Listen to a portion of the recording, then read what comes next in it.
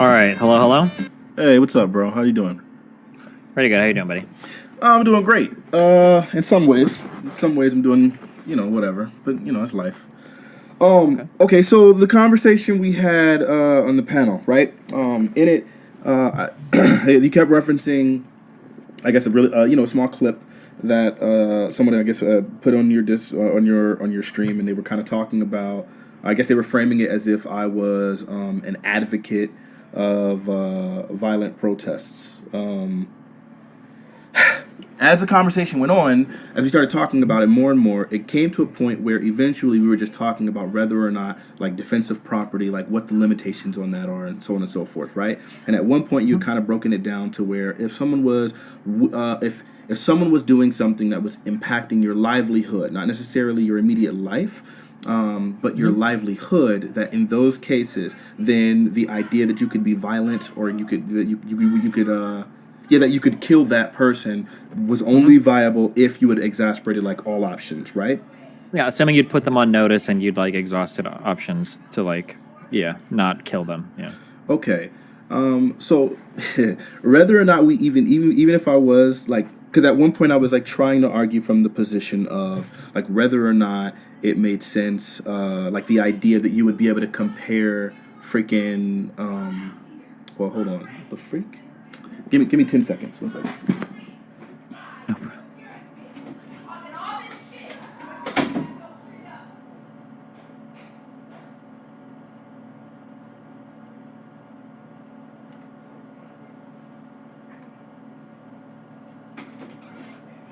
Jesus Christ. Okay. Sorry about that. All right. So basically, look.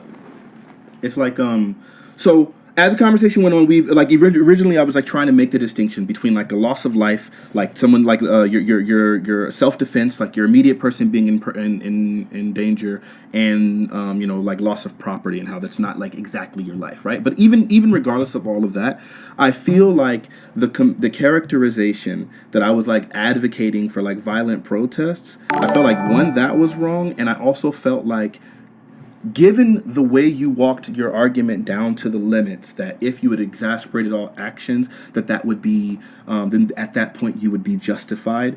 I would feel that for someone to advocate for violence in these circumstances, I feel like that falls underneath the argument that you provided regarding, regarding like defensive property.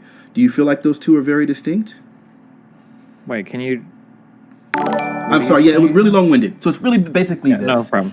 Yeah. At the end of the day, if you say that after you've exasperated all options, then it becomes somewhat sensible for someone to be able to murder someone for defensive property, then for someone to advocate for violent protests in the current climate, considering how many options have been exasperated, and it seems as if there's literally nothing else working, I would think that would fall underneath the same thing. I don't see those two as being very distinct. I'm still not following. I don't advocate for violent protests. What do you mean? Well, no, you were accusing me of doing so. Oh yeah, it sounded like you seem like you support riots. Yeah. Okay, so whereas I never really had supported riots, you provided an out for that when you started saying that basically once you've exasperated all options that you could do so. I mean, theoretically, yeah, sure, of course. Do you not think we're in that situation now? No, I mean, like, you have to direct your outrage. Somebody could be fucking with you over and over and over again. It doesn't mean I can just punch a dude next to me who's unrelated. I don't think that a business owner deserves the ire of the public because of the failing of the government.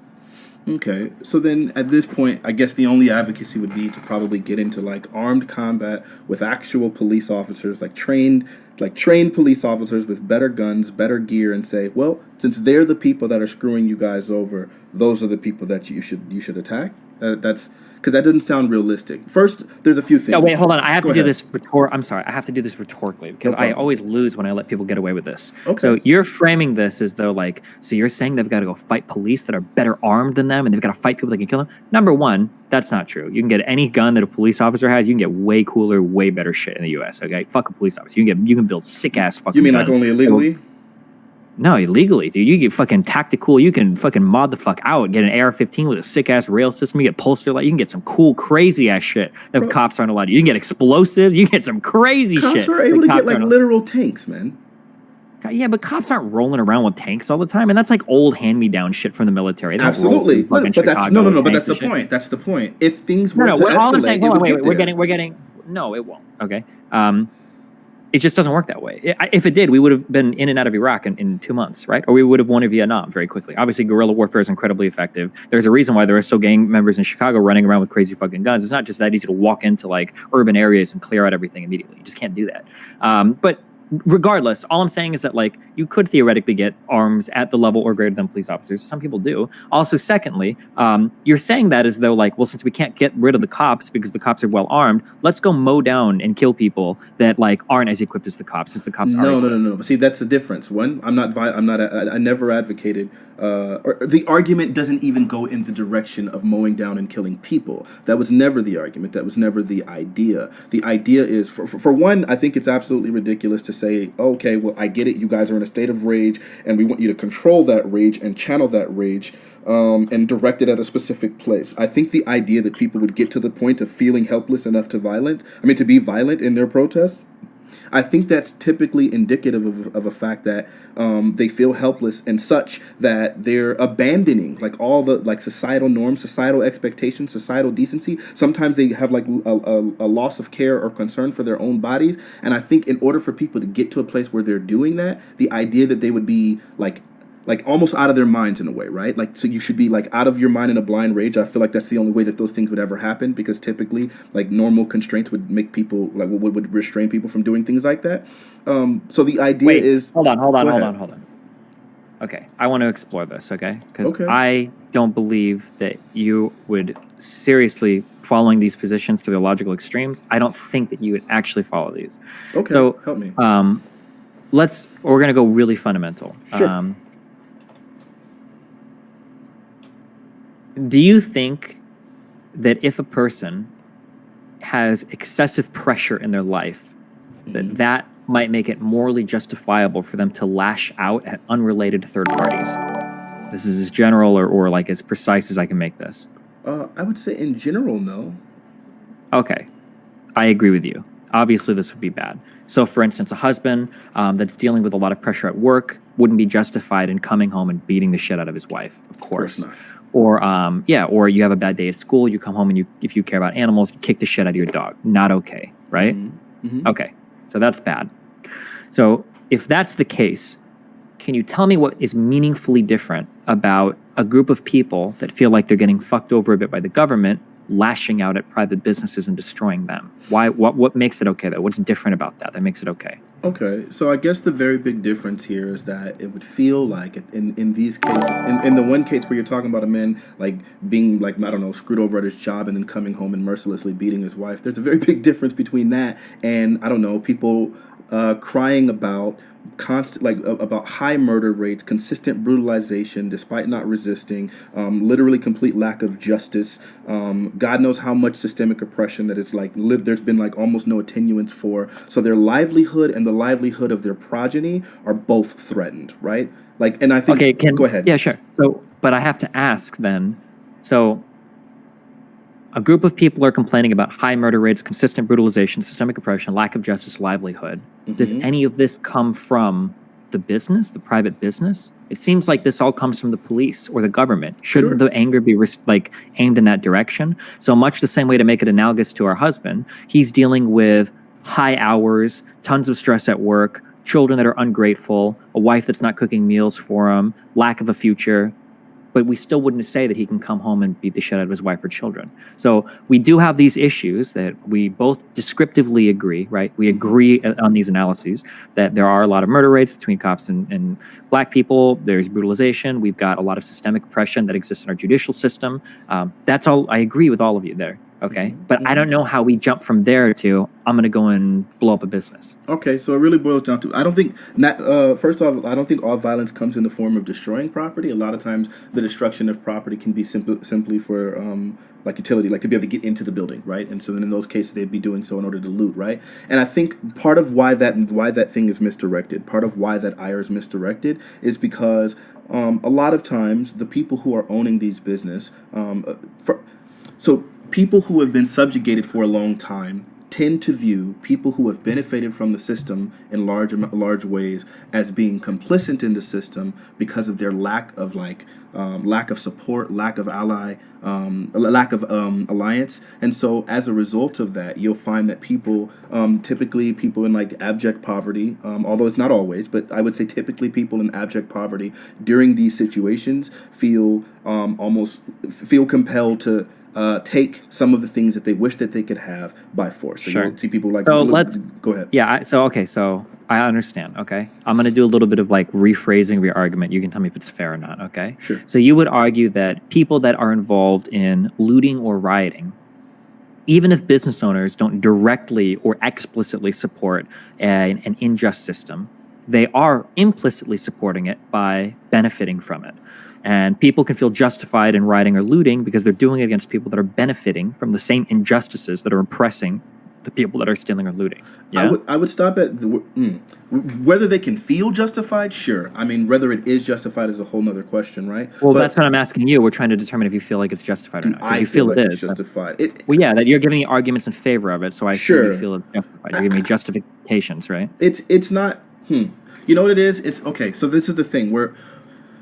I'm gonna give you a hypothetical really quickly. I promise we shouldn't get too lost in the weeds here. Say somebody does something like rape your wife, right? At the end of the day, if people got their hands on the person that raped your wife, while you wouldn't advocate and directly tell those people, oh, rape that man that raped my wife, right? Like you wouldn't go there. But if you found out it happened, you would feel vindicated. So there's a total big difference between empathizing with something, sympathizing with something, and feeling not as harsh towards it than there is at the idea of like totally advocating and totally justifying it, right? Yes. So I agree. That's why I'm trying to be very precise with my words. Okay. I'm not asking you if you understand or sympathize. I understand why some people rape kids. Okay. Maybe they grew up and they were molested or abused by their family their whole lives. Maybe they're in a fucked up, like it happens, right? Mm-hmm. But just because we can understand somebody doesn't mean that we agree with their actions, or doesn't mean that they're morally justified. So so here's an example, right? Person that gets molested grows up into John Wayne Gacy Jr. or whatever, right? Rapes kids. We can understand that, but we don't agree with it or empathize with it, and we don't morally justify it. Okay.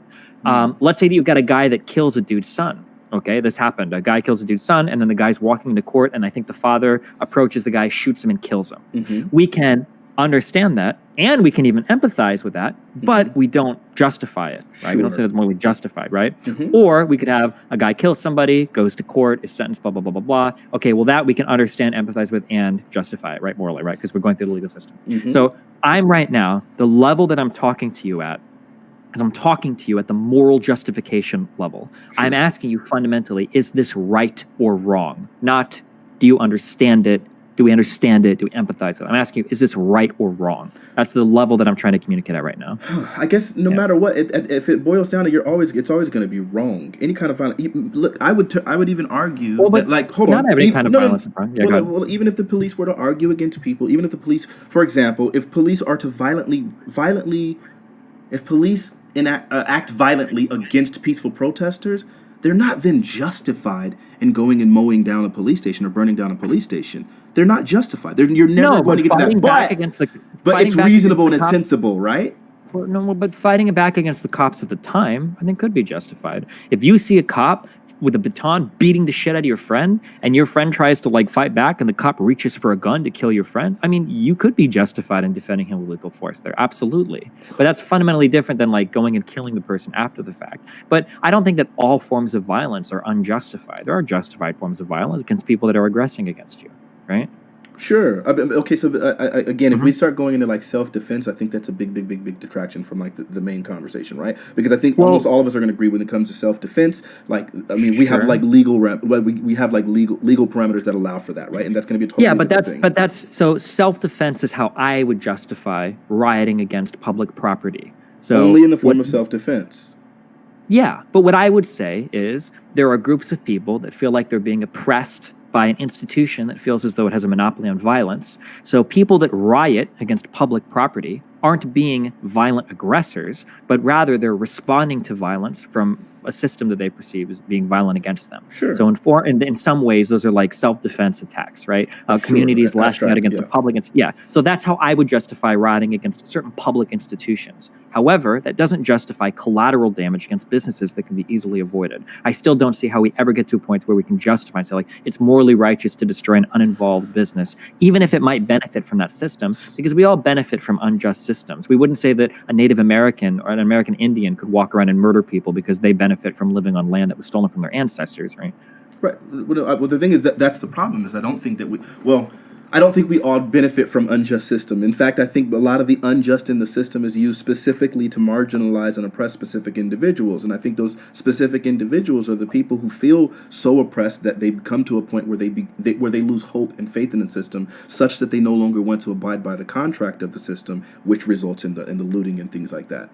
Sure, and that's okay if you feel that way. But when you say that you no longer want to abide by the contract of that system, then you shouldn't expect other people to abide by that contract with you.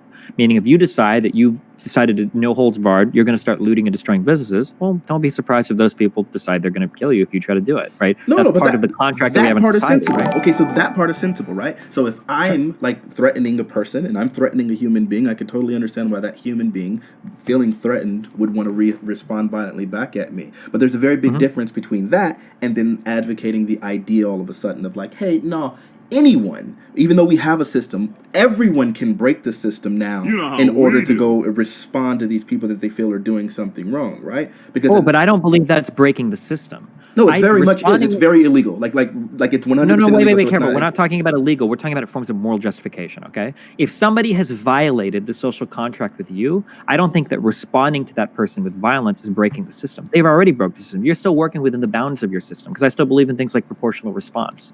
So, for instance, being at a business and defending yourself or your business, even with lethal force against a would-be attacker, that's far different than saying, well, that guy's going to raid your business. We can go kill him in his sleep, tonight. Like, that's a different thing, right? I think that's still working within the confines of like what I would consider morally justifiable when you respond to unjust aggression. But you can't really talk about you can't say we're going to completely ignore legality, because legality happens to be a significant portion of the system. So the second you say no, legal's out of the window, then we're no longer talking about a system. At that but point. legal's already out of the window because the rioters are already acting in an illegal manner. Sure. So of course it's out of the window. Sure, but if the rioters are acting in an illegal manner, specifically in response to other people acting in an illegal manner with literally no recompense, then I think at that point is where you start getting to But that's not the business owners. The business owners aren't the one acting in that illegal manner. It's the police. That's why I said that's what the aggression should be directed at. Okay, so hold on though. But it's not just the police, right? So we have like plenty of studies that talk about the fact that when it comes to like hiring practices, people with black sounding names getting 50% less chance of a callback, right? That would be a form of the system. When you start talking about going into a store and being profiled and constantly being harassed or followed by the business owners, that's another form of the system. The various citizens calling police on people, that's another, like those are more culprits of the system. But we haven't exhausted all options to remedy these problems such that we need to kill everybody that works in HR. Wait, I'm sorry, what? Say it one more time? We haven't. So part of the justification for enacting violence against somebody that is like aggressing against you is that we have to exhaust all other means of remedying. What other means have you? Okay, so then let me ask you that question. What do you feel what means do you feel haven't been exhausted by African Americans? Number one is voting. Okay, so do you? How many African Americans? So you okay? In local elections, about 20%. All right. So here's the majority of those voters are old, white. I got you. No. So after the Watts riots, right? After the Watts riots, or the riots over the Rodney King beating, right? Mm-hmm. After that, one of the largest effects that we saw from it, besides the consent decree, which literally did nothing, was we saw an insane voter turnout amongst African Americans. None of that did anything to fix the problem, as we saw it continued. It's been that way since. People's general feelings towards police officers are still the exact same. People are still decrying the same sort of issues. There's still rampant racism within the department, clear discrimination by numbers. Like, all of these things never did anything. So then, of course, when you have like things like right now where we're recognizing that we had like global protests, and you have the Democratic Party, like the House, right? We have the House proposing a reform bill, then you have a Senate proposing a reform bill. Neither one of them get passed. Talks have stalled, and then you realize at the end of the day, we had 8 years of Obama. Almost nothing happened regarding police reform besides like his little panel that like with the Department of Justice that did almost nothing. So then at the end of the day, it's like, man, we've had Democrats in office like dang near every 8 years, right? So you had Bill Clinton, you had Obama, you had none of these things have changed anything, right? So at the end of the day, what's the idea of just voting? That's not. I don't know specifically about. I don't know specifically about. Oh fuck. I'm sorry. Hold on. No problem. I'm trying to find the turnouts for the local elections. Yeah, immediately following the Watts riots, because they were the highest they had been. I'm pretty sure. Yeah, but what does that mean? Does that mean 60%? Because I know that the recent mayoral elections in LA. No. Wait, hold on. Like, okay, because this is where we run into a problem, right? Like, because then the idea becomes, oh, you guys need to try voting. But if the system is rigged such that there are no specific things inside of the inside, okay, so there's two candidates, right?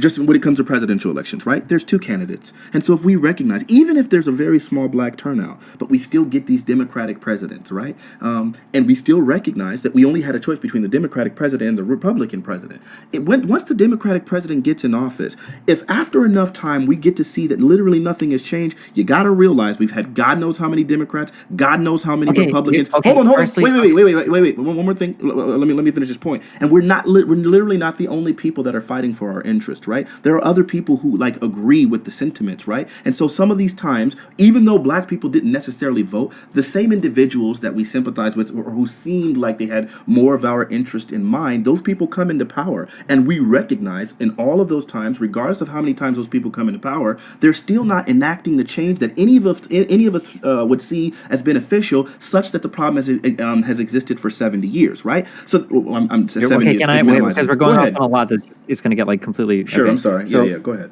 Getting the Democrat in doesn't matter, okay? What you need to do is you need to get somebody in that aligns with your interests. Right. The most important part of that is the primary. Okay. That's when you really get like a difference in terms of like who you're actually going to throw into office. Yeah, but there wasn't a single Democrat that aligned with those interests, right? And beyond that, gerrymandering really negatively impacts local elections. The problem is that a lot of people just don't vote. So when you complain about not seeing candidates, but it is. It's actually, unfortunately, it's so simple. The problem is that the reason why you don't see these candidates or hear about them that much is because they just don't have very much electoral support. In the general election turnout, I know for 2017, for the mayoral election, which is the most important one, I think, when it comes to police stuff, because your commissioner of police is going to be picked by your mayor. We had 20% in LA. It's like 20%. Is the attorney general not voted? That's not an elected position? I'm not sure if but I know that usually I would say that would be significantly more. So obviously one of the biggest when things it comes down to setting like police, when it comes down to setting like police district policy, I'm pretty sure the police commissioner is like the most important like role there. But even more importantly, because it's not just about the police policy itself, it's about the enforcement of the police policy, and the enforcement of the police policy is going to boil down to the attorney general. They're the ones who get to determine what. That might be another thing. All I'm saying, okay, is that the turnout for these elections are incredibly fucking low. Right, but that's such a spurious thing, because at the end of the day, if we recognize, even though, like, for example, I didn't vote for Obama, right? I didn't. But you can't then go and say retroactively, well, had you voted, you could have got Obama in there. Obama doesn't matter. The president isn't going to help us with policing issues. Okay, here's a better example. I didn't vote for Gavin Newsom, right? But at the end of the day, he seemed like he made the most sense. He seemed like the person that most aligned with my interest. But you can't prove that had I voted, or a lot of the things that end up happening are in hindsight, number one. Number two, we make up a very small percentage of the population, 12%, right? So then at the end of the day, it's still like this concept, right? Like that, oh, you guys just aren't voting enough. Like it really boils down to the idea of putting faith in a system that we have seen time and time again has completely failed us. Politically, like the idea that we're going to like invest all of our energy into politics when we recognize at literally every level. So you have gerrymandering at the state level. You have, crooked attorney generals withholding evidence that's going to exonerate people. You have obvious governors like signing things that are obviously deleterious to black people. Like, there's so many things that are happening at a political level that it just seems So like there's- this yeah, I idea know. that we So, would yes. invest into politics as if Okay, that's so- the answer, as if people haven't done that before. That's These are the ludicrous. stories. So these are the stories that we tell ourselves in order to make it seem like everything is corrupt and everything is broken, and there's all these corrupt figures at all these levels of government. That Which of the things I somehow said was untrue? almost all of it. So wait. A much simpler explanation. Here is an ultra simple explanation for what happens. Wait, hold on, no, stop. No. Wait, Come on, wait. Let me. Come on. You just told me a whole pretty story. Okay. But you said all of it. You just hand waved everything. Can you go through them one by one? Go through any of them. I'm about to. Let me do it. Thank you. Ready? Okay. Sure. Here's what happens. Okay. A bad thing happens, and people will pay lip service to what happens. Oh no, black guy got shot. Oh no, maybe here's a policy. LOL. The city council look at it. Blah blah blah blah blah. Whatever. But what actually happens is, come election time, pollsters look at who the LV, the likely voters are in a given district. The people that currently hold office try to think of what they need to do to appeal to those voters. And those are the policies that you're going to see drafted, pushed, and advertised and talked about by those politicians. Mm-hmm. It's as simple as that. And then those things are going to pass. If 20% of a population is voting in a given area, guess who's being disproportionately represented in that 20%? It's not poor people, it's not minorities, and it's not young people. It's going to be old, middle-class, white people. Those are your voters. These people don't care about marijuana laws. They don't care about 3-strike laws. They don't care about unfair police shootings. All they care about are things like social services, social security, and whatever their little housing, urban development, whatever bullshit projects is what they care about. And that's why that's usually what mayors and local officials care about, and it's what they talk about. They're not talking about these hot button issues that are sexy and show up on national TV because nobody shows up and votes for those. If there was a huge movement locally to vote for a given policy, you'd see way more focus on it because people predictably want to keep their office. Nobody wants to get voted out of office. But because nobody wants to get voted out of office, nobody's going to pay attention to a sexy national issue that's getting a lot of coverage that nobody's going to ultimately show up and vote for. If you were to see massive increases in turnout in voting in local elections, all of these policies would be talked about, legislated, and voted on by our local politicians. But the reality is the people that care the most about these, that are loudest on Twitter, on news, on whatever, don't actually go out and vote for them. But that's so. First off, again, I think this whole thing is just absolutely absurd. But just entertaining it. One Everything last time. I just said is completely explanatory of every single negative thing that you're talking about, and it requires no conspiracy. It doesn't require any covert. No, wait, stop. Wait, don't do that, because I haven't brought up any crazy conspiracies or anything like that, have I? Okay, why do you think that mayors? Sure, why do you think mayors and police departments then don't address these issues if they're so unpopular? Why wouldn't mayors and police? I would imagine. Why would mayors not address those issues? I guess.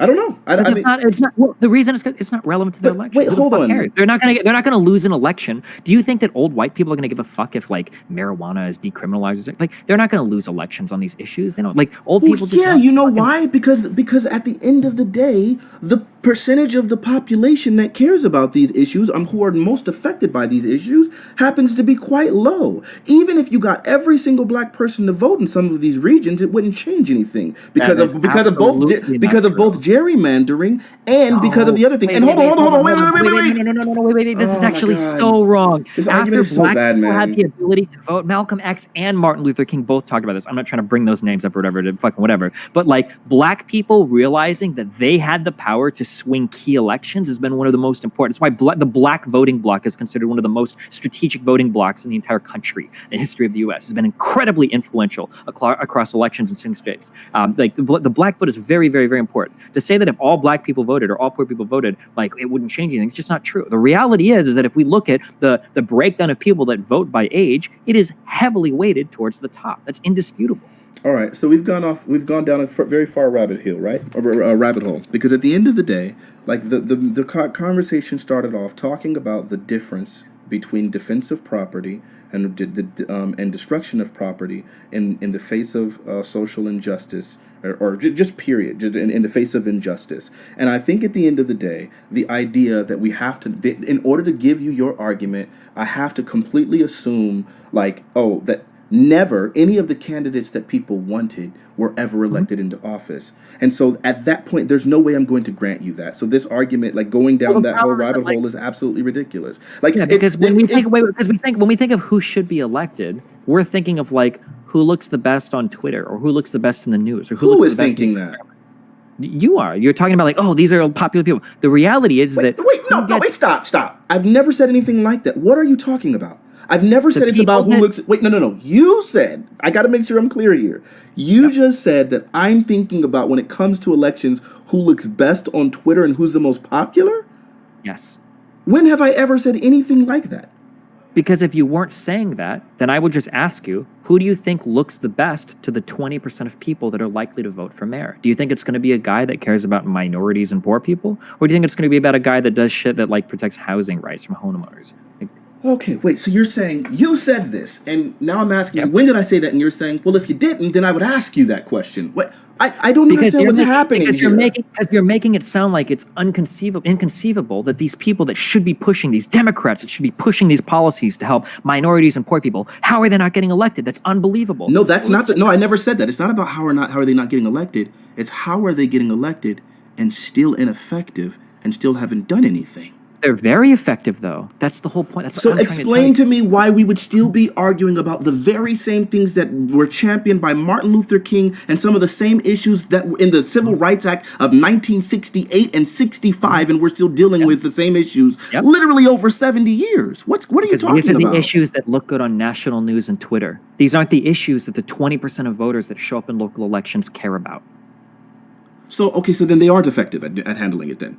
Okay, no, they're very effective. Wait, no. You can't say they're effective at handling it if you're saying we've been arguing. I'm sorry, that'd be 52 years, right? But if we've been arguing what is the goal of a politician? No, dude, no. Don't abstract that, right? It's really simple. No. Wait. I'm not abstracting. You are. Let me explain really quickly. No, you're the one abstracting right now by talking about the civil rights. I'm asking you very simply, what is the goal of a politician?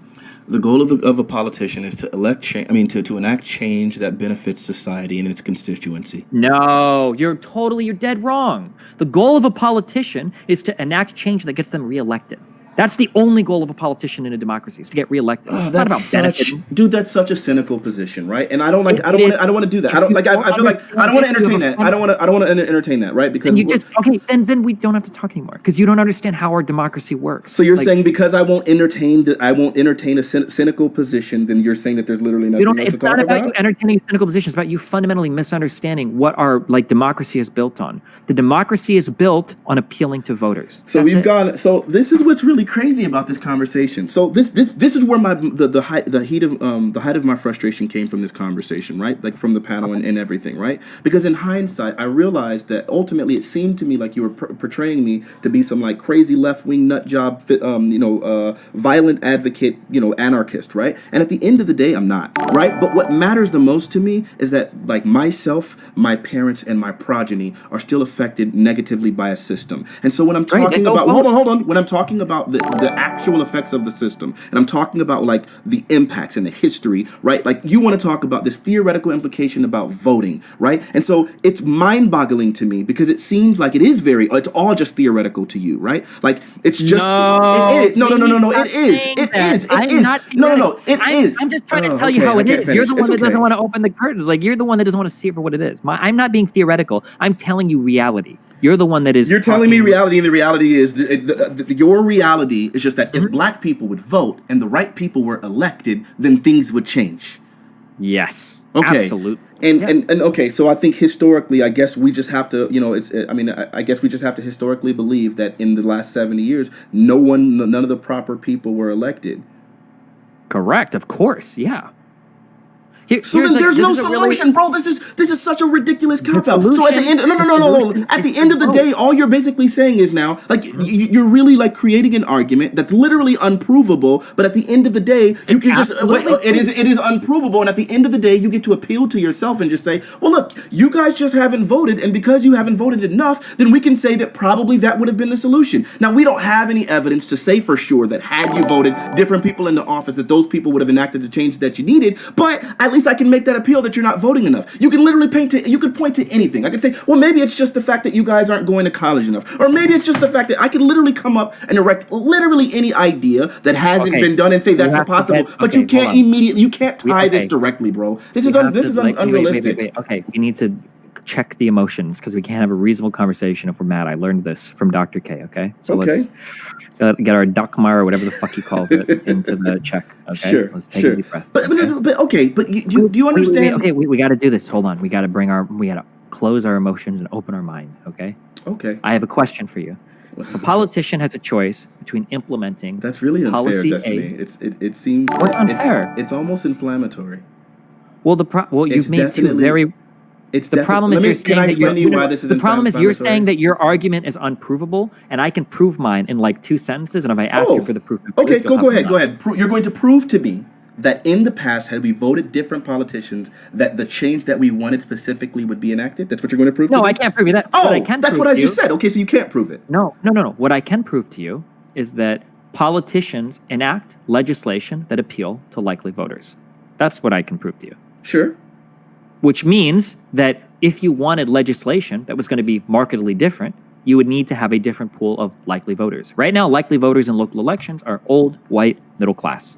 So the legislation you're going to see locally is probably going to appeal to old, white, middle class people. I can't create a counterfactual for history. I can't show you what would have been otherwise, but I can probably guess that if young, minority, poor people voted in greater numbers, you'd probably see different policies. Because at the end of the day, a politician's job is not to make society better, it's to get elected. Okay? Here's my simple question, very simple question for you. If a politician has a choice between enacting policy A or policy B, where policy A is the moral one that makes society better, and policy B is the electorally popular one that's going to get them reelected, what would you expect the politician to do? Policy A, the moral one, or policy B, the electorally popular one? I think they'd probably do the one that's electorally popular. But let me respond to the first thing that you said. You said you said politicians tend to appeal to whatever, whatever the biggest voting. Whatever is most likely to get them elected, and so on and so forth. So if old white voters happen to be the majority, right? Then at that point, the idea that a minority of the population could then decide to vote, and somehow they could sway the election such that they would overpower the votes of everyone else sounds unlikely and unrealistic quantifiably. Am I tripping here? I think I agree with you. So okay, all right. So then, if we agree, I'm sorry. Yeah, you're right. We gotta take emotions out of this thing, even though this thing is particularly personal to me because of the fact that it obviously has to deal with like my very livelihood and the livelihood of my progeny, and it's just a theoretical concept for you, but you disagree with that. But wait, hold on, wait. You're misunderstanding what is theoretical. First of all, I'm the one that's working in the real world here. Okay, talking about civil rights and blah blah blah. This is like you're in a far more abstracted world right now than I am. I'm just telling you exactly how our system works and how it's supposed to work. Okay. Like, if you what is the percentage of black people in LA? Isn't it? It's still like 10% of the population in LA County, probably, right? I would estimate around there, yeah. If 20% of people voted in elections and every single black person voted, black people would make up 1/3 of the electorate. That's more than enough to have a dramatic outcome change. No, I'm sorry. Wait, say those numbers one more time. What did you say?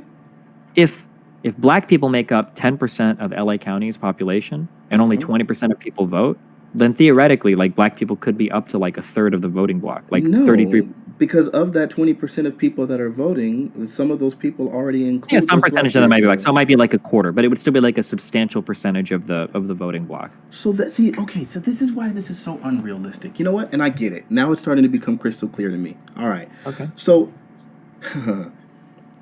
in theory, the idea that black people could vote and possibly change everything, that might be true. The thing is, most of us don't have control over everyone else's actions. So if I can't control the amount of people that the amount of people that vote, if that's the case, then that means it feels like I'm powerless because I, as an individual, could then decide to make the decision like, I'm going to vote today, and I'm going to try to tell everyone in my circle to vote today. But if it still only moves that needle by 0.001%, then it feels to me that I, as an individual, would be powerless. Now, if the people who were rioting were some concentrated party of people that were working together and everyone in tandem agreed to riot, and this was an organized thing, then at that point, telling that organized group, instead of rioting, organized around voting, then maybe that might make sense. But the fact is, this isn't some concentrated, organized group of people. These are individuals who all feel similarly about a situation that seems to affect all of them, maybe directly, sometimes somewhat indirectly, but it seems like it's something that impacts all of them. They should rightly be wait. All right, ignored. I got you. So then if that's the case, everybody that you've just described, we should ignore. So here's the So, wait, what do you mean we should ignore them? What do you mean by that? We don't care about the outrage from individuals. We have a democratic system that's supposed to serve a voter base, not a few outraged individuals. Okay, so then, Much so the then, same that I so then you wouldn't shouldn't care about the riots, right? So you don't care about those individuals because they're individuals. It's again, these aren't organized like group of people coming together, working in tandem in coordinated attacks. These are individuals. You're misunderstanding. Okay. The point of any democratically elected leader is to maintain power by becoming democratically elected and resuming and then becoming democratically reelected. That's the point. They're not supposed to cater to a few outraged individuals. They're supposed to cater to likely voters. That's how our entire system is set up. I got you. I've already granted you that. But the idea, so then the idea still remains that if they're supposed to cater towards likely voters, and we know historically what's likely to happen with blacks when it comes to voting, as you said, it was about 20%. So if 20% of blacks vote and they only make up 10% of the population, then you have to know that their voting isn't going to be particularly impactful. So then the situation feels hopeless. Firstly, that's not true. That is incredibly impactful. Even if they only make up a quarter of the total, a quarter is still massive. Wait, a quarter of what? A quarter of what? A quarter of everybody that ends up voting. But they don't. But they don't. Only 20% of a population ends up voting, and 10% of those people, and 10% of the whole population is black, right? They would make up a substantial part of the electorate if all of them voted a certain way. They're not substantial. Hold on. If we're getting lost in the math, I can draw it out for you. Do we want to walk through that? Please do. Okay, sure. Let's do this real quick. Okay, sorry. Okay, maybe the numbers might get confusing. Okay, if 20% of an entire population votes a certain way, okay, let's say that of the entire population, let's say that 10% is black, okay? And only 20% of those people vote. Sure. So let's say that So then they only make up 5% of the total vote. No. Well, let me see. If 20% of those people No. They would make up 10% of the total vote, okay? Because if we assume it's proportional, which it's not, it's even less than that. But I'll say it's proportional for now, right?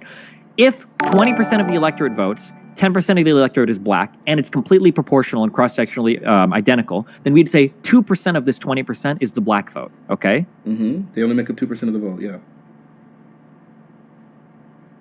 And you think that that's going to be a responsible voting bloc such that they would be able to enact change? No. With 2% of the vote? What I'm saying is that if every single black person voted... Okay, so that's where we run into a problem, right? So now I'm glad that we worked through the numbers because it puts in... No, hold on. I need to think about this because you're fucking my mind up. I'm not. The numbers are messing your mind up because they're contradictory to your point, but I got you. No. Okay. You're dead wrong. All right, work through it. Wrong. Okay, so look, I'll write it out really quickly. So if 10% of a population, we're just going to do it really simply, right? So we're going to say there's a population of 100 people. 10% of those people are black. 10% of those people black. Only 20% of those people that are black vote. So 20% of 10 is going to be 2, right? So that means only 2 of the votes would be black. Now, meanwhile... And 18 would be non-black, yeah? Yeah, and then, so 18 would be black. And if 10% of those people voted, then instead we would have 10 black votes and then 18 non-black votes. That was the point I was trying to get across earlier. Right, so if all of the black people voted, no. Yes. Wait, but that's the okay. Yes. But so I got it. So as it stands now, hold on. That would mean that we would take 10 divided by 28, and now 36% of your electorate would be African American. Would be black if they all voted. Okay, that's what I was looking for earlier. Yes. Okay. Hold on. You can run the math if you want. You're fucking my head up, but this is yes. That's why I was saying 1/3 before. Okay, so I could roll it down to 1/4 of the. So as it stands now, if the numbers that we've seen so far, based off of the numbers you provided, if it's whatever, that would only be 11%, right? So 11%, blacks make up 11% of the vote. Wait, what? They would make up 11% of the vote. If what? Right as it stands right now, as historically, if only 20% of blacks vote, and 18. So. Yeah. Oh, sure, maybe. Yeah. 2% of 20%. Yeah. Okay. So then at the end, you're right. Well, I did 2 of 18, but anyway, doesn't matter. So the idea is, So if they only make up 10% of the vote, then the idea becomes at this point that it's unrealistic that But I'm saying, what if all of them vote then? So that's the thing. Like Destiny, it's really simple. God, I can't believe the conversation has gone this direction, but it's fine. It's really simple to say, what if? But I know that it's unrealistic that all blacks are going to vote. Oh, sure, that's fine. Right. Then in that And case, so then nothing's gonna we're change. always going to be the minority. And so if we're always going to be the minority, then that means the change that we want to see happen is not only going to come through voting. That's fine then. Then that change is just Okay. never going to happen in our system. We need to have something else. We either Okay, need to have some sort you're of right. dictatorship, or Could we need that to thing have be? somebody. Could those things be like riots or like I don't know something No, else that riots would? don't change anything. No, riots don't do that. No, but riots have historically done that, right? No, they don't. Oh Riots my get you a God. little bit of lip service, and then people Okay. ignore you because you don't vote, and then So, that's it. so okay, let's look at the big riots that happened in Boston, right? In which, of course, those were one of the biggest riots that ever happened during the long hot summer of 1967. One of the biggest riots where there were like 200 and something. I mean, how many buildings were destroyed and so on and so forth. By the time that those riots happened, that they had undid 50 years. They elected their very first black sheriff's officer in like 50 freaking years, and then the rest of that year, that 66% of the officers that were hired that year were black, and that like completely Okay. changed it. They also create that the state immediately drafted You're legislation. talking about Hold yeah. on. The Wait, state, no, the state. Wait. You're making my argument. Okay. Real quick, you're making my argument. You just said they were elected, and then they drafted legislation. No, I'm sorry. They were That's all hired. No. democratic. I'm sorry. Good. Let me. I'm glad. I get. You're right. That would have spoken to you. I used the wrong word there. They were just hired. They just hired a whole bunch of police officers, and then they drafted legislation that 100 that made segregation illegal. Okay, they probably did it because they Yeah. thought it was going to be electorally popular, Or they- because they wanted those. You don't think it's possible that you don't think so? You're saying that the riots had literally nothing to do with that? Well, Because the whole- we can just go historically, right? Like the Civil Rights Act of 1968, that was like literally in the wake of crazy riots. The Civil Rights of 1965 was in the wake of crazy riots, right? Like literally, the violence point is of what a normally riot- changes the things. point- No, that's not always true. No, okay? I didn't say always, but I'm just saying historically, when it comes to blacks, historically, if we go through the history of riots, from the hold on, Watts stop. riots to the LA riots to the Boston riots to like literally to the Ferguson riots, even though they were like extremely small scale, you can see Okay, historically can I- that it's always been that riots typically are the thing that cause change. We can trace change almost immediately to riots Yeah, historically the in this thing- country. The point of a riot or the point of a protest is to get the popular opinion to change on something, so that ultimately people vote for different people. No, Riots not and protests necessarily. on their own, absolutely necessarily. Part of the point of a riot is specifically to get the attention of people, so that the unrest motivates people to cause change, so that they can To maintain, vote differently. The change has- not just to vote. We want part of it is to is to cause change in the elected bodies already, like in order to galvanize them to actually do something to try to reobtain like civil rights. Like there's plenty of motivation there. Riots follow popular opinion sometimes. Sometimes No, riots sometimes it's- move popular opinion. I like, okay, I'm going to sound extremely condescending, but this is just how our system works. If you deny it, you just don't understand how the system works. All right, so the way that we okay, make go ahead. changes in this country is through legislation. They're not changed by rioting. We don't do policy by Twitter. It has to come from legislation. And legislation comes from legislators. And legislators are put there because they're voted in.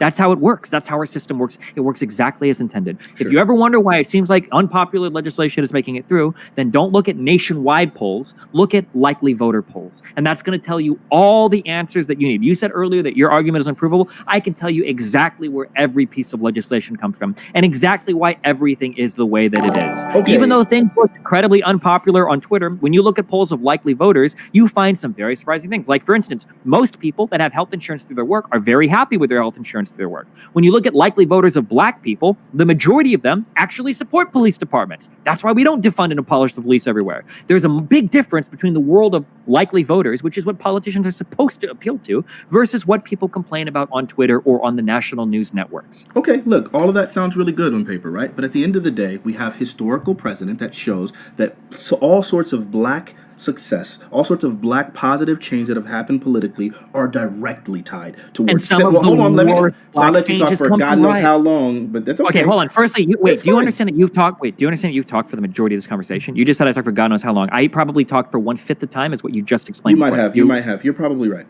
Okay, all right, just making sure. Okay, so you're So with saying that that a being lot of said, good came like off you the just back gave of like a whole long soliloquy, and then I tried to respond for a little bit. I It's fine, did, but so- it's not about who's talking longer. Okay, My point I is, didn't give I a wanted long to. soliloquy. I responded very succinctly to a very long soliloquy from you. Okay, you're probably right. Okay, that's fair. Okay. I wanted to respond to that. Is that fair? Okay.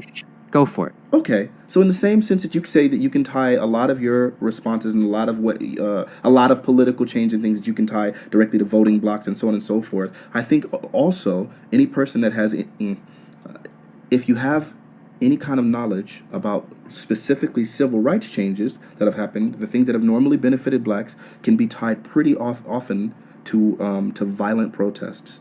That's all I'm Sure, but saying. what I'm saying is that the same public fervor that led to those protests probably were leading to the electoral change anyways. And we have very big historical examples of violent protests and riots that actually led to a massive stripping of civil rights from black people. For instance, in 68 and 67, after Martin Luther King was assassinated, a lot of those riots depressed votes in key areas that led to Nixon being elected, which led to some of the worst civil rights, like the war on drugs, that black people have ever experienced in the history of the United States. And that came from riots. So to say that riots always... I don't know if you can tie that quantifiably.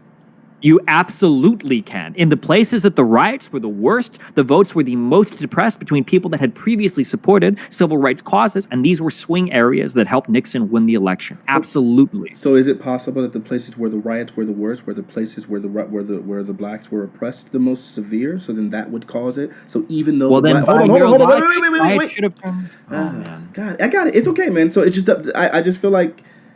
We're using gymnastics now to avoid, because you just told me that riots were supposed to change opinions, but now you're telling me, well, maybe in the areas where riots are the worst, those opinions were unchangeable? No. I didn't say I didn't say that riots are supposed to necessarily change opinions. What I think is riots galvanize people into action in order to try to obtain civil rest.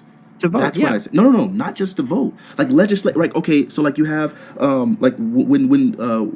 like at the beginning of the George Floyd things, when the riots and protests were at their height, then you start having people doing all sorts of like performative things in order to try to in order to placate the people, right? And so in the same sense, like riots a lot of times cause people to want to try to find some way of placating people, and that's what ends up leading people down the path of like that's where. No, so you're saying it never happens? Correct. Riots do. Sure, you can find me an example if you disagree. Okay. Oh, riots Boston. do not. No, okay. Let me finish. Riots do not lead to politicians trying to placate rioters. They lead to riots being shut down as soon as possible and then placating to voters. It's possible that through protesting and rioting, you can change the opinions of voters. But if that doesn't happen, one riot is not going to make a politician do something that's going to make them lose their next election. It's incredibly simple. All right. Well, I mean, that's you have that belief, and I obviously believe that I mean, obviously, as I stated, I think a lot of times. Okay. Well, here, this is, you know what? This is This is an incredibly easy argument then for you to slam dunk me on. Okay. If you want to prove your point to be true, that something I'd be interested in is, can you find me a history in America where riots happened and afterwards politicians implemented electorally unpopular legislation? I'd be very curious to see if that has ever happened in the history of rioting. Sure. Rather than politicians implementing legislation. Boston. It was very, very unpopular for them to integrate blacks into white neighborhoods. Immediately after those riots, when things got to their absolute height, is when they passed the legislation that ended segregation. And do you think that every politician in that city immediately after lost their offices? No. In Boston? No. They were voted out? No. So then it sounds like it was electorally popular. No, it's not whether or not it was electorally popular. It's just that at the end of the day, I mean, I don't know. I mean, I guess it's possible. I don't know what happened with to them in office afterwards. I really don't. So I don't know. Well, that's really important. So for instance, but maybe so that's a different conversation. Real quick. Go ahead. I'm sorry. Fuentes argued with me that a lot of politicians backstabbed their constituents with the 65 Hart-Celler Immigration Act. He said that they snuck in Hispanics and they violated. It was a great debate. I loved you on that one. It was a good job. And you know, one of the ways that I asked Nick that was very confusing to me is, okay, well, let's go trace a lot of these senators and congressmen that voted in favor of the Hart-Celler Act, and let's see if they were voted out by their constituents afterwards because they did something that was supposedly so electorally unpopular. And when I followed a lot of even some of the Dixiecrats, when I followed a lot of these leaders that voted in favor of the Immigration Immigration Act, it didn't seem like there was a huge backlash from any voters. So I found it hard to believe with Fuentes' claim that the Hart-Celler Immigration Act was done against the will of the American people, because the American people didn't seem to vote accordingly. Like, they opposed it. It seemed like they all voted in favor of it. And now I'm asking you the same question with the riots. You're telling me, well, then the riots, leaders stood up and they did these moral acts that maybe they weren't popular electorally. I don't think that's true. I think that the riots probably followed the gradual shift and change in American consciousness, and politicians responded not really to the riots, although kind of, but mainly because they thought that what the rioters were rioting for was going to be electorally popular in the next season. But if people don't vote, if voters aren't mobilized, and you just get the same 20% of old, middle-class, white people voting over and over and over again, then we'll get things like Ferguson, or we'll get things like, what's happening now all over the country. And then, people will say, like, we'll do that. And then 5 years, and I'll be like, wow, we're in the same spot we were before. Why? Because the only people voting are old, middle-class, white people. All right. So bringing the conversation back to the beginning, can you explain to me, like, your defense of like a person DDoSing you, right? Remember when we talked about like someone DDoSing you, and you made that statement that if a person DDoS, like all that, right? So can you walk me down through that argument and then explain to me, like, how that would be very different from the rioting, or let's just get to the principles. Sure, In the event of a person, so I can talk about it from a principled level. Okay. A person is making an attack at my livelihood. I have taken escalating steps to make them stop, and it seems like I've exhausted every option beyond some sort of violent measure. Mm-hmm. That's the abstract argument. The specific argument is, person started DDoSing my internet connection. They taunted me for it. I tried to take defensive measures through my ISP or through VPNs. They were unsuccessful. Then I took slightly more aggressive measures. I contacted his father, I contacted his family, and I contacted the FBI, and all of those seemed not to work. And then at that point, it seemed like I was out of options in terms of what to do to get this person to stop attacking my livelihood. Therefore, it seemed like the only other options on the table were starting to be escalating violent options.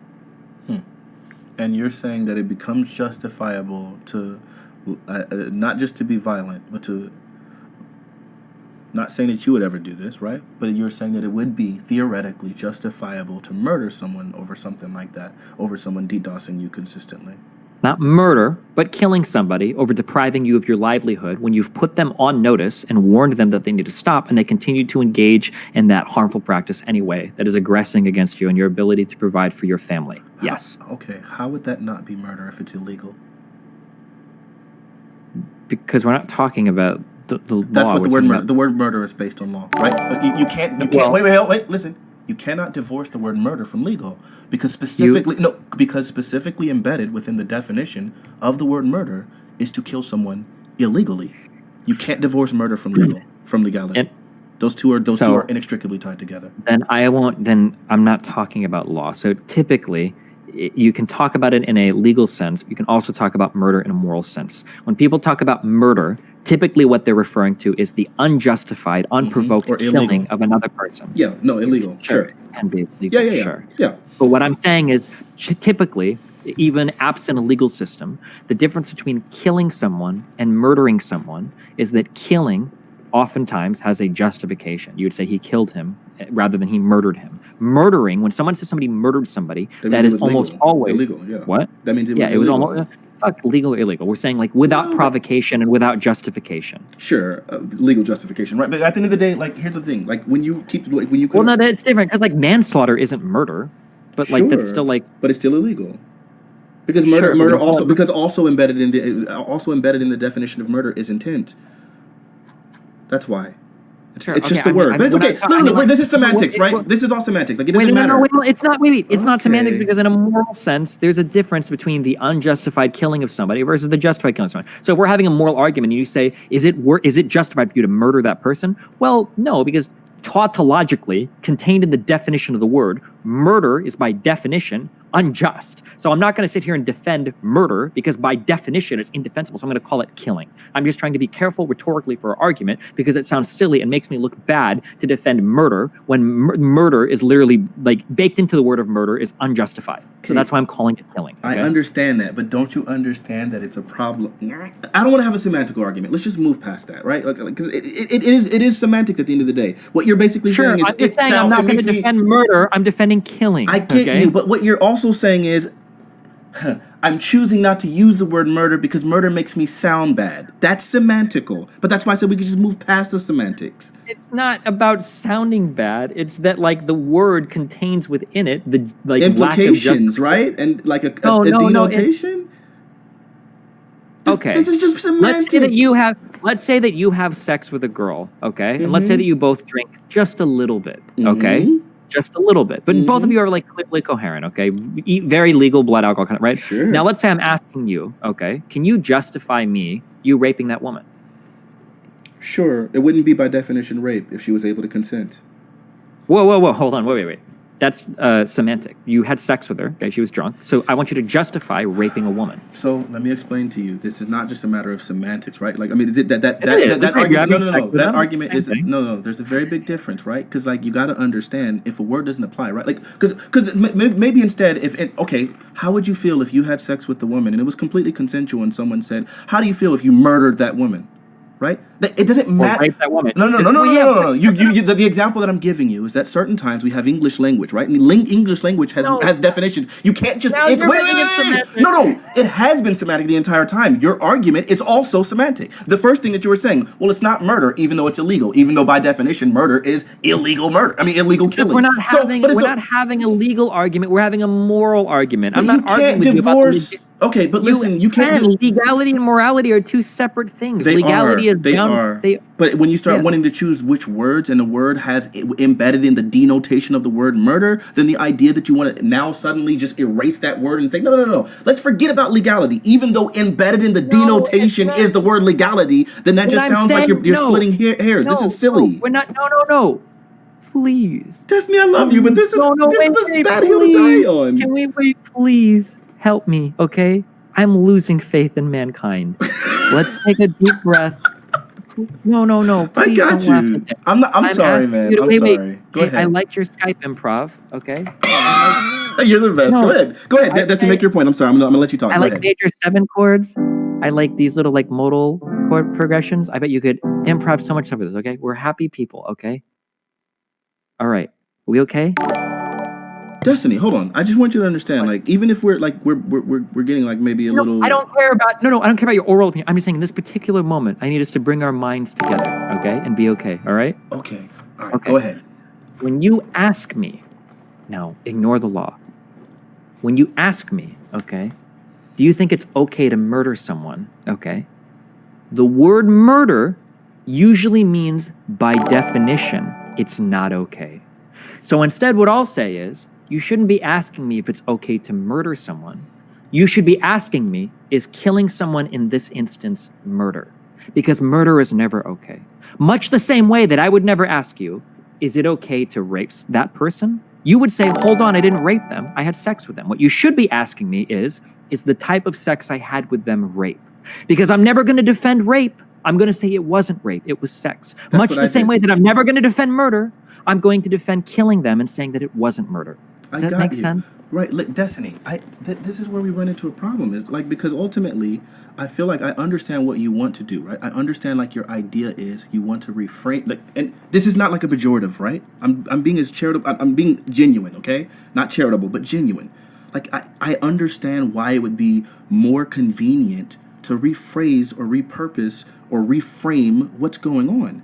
But like, let's look, just go down a really simple train, right? Okay, it's really simple. This is the definition of murder in Merriam-Webster, okay? It's the crime of unlawfully killing a person, especially with malice. So for me, just like, I get it because it's sensitive and it's personal and you have an argument and all of those things, right? And I get it. We get emotional. Wait, but I'm not being emotional. I'm giving you. I got you, but no. This is literally. I've given you. I'm just telling you. If you ever come back 10 years, I am giving you the easiest like little logic tree in the world to follow. So no. Follow this logic tree. If murder is the crime of unlawfully killing, for you to then try to tell me it's not murder, even though it's unlawful, is strange. But no, right? I'm not making a legal argument. I could say I think that morally you could kill somebody, but even in that moral killing, it legally could be murder. These are not contradictory. They're two different things. A father, for instance, could shoot and kill a rapist of his son that's walking on the way to court. He could murder that person legally, but I could say that he killed him. I think it's justified. But the murder is if we're talking in a legal level, that's a different context. It's a different level of conversation than if we're talking in a legal level. All right, so I mean, at the end of the day, like, if you're just here's where the problem comes into, and I think this is why we're like we keep going back and forth.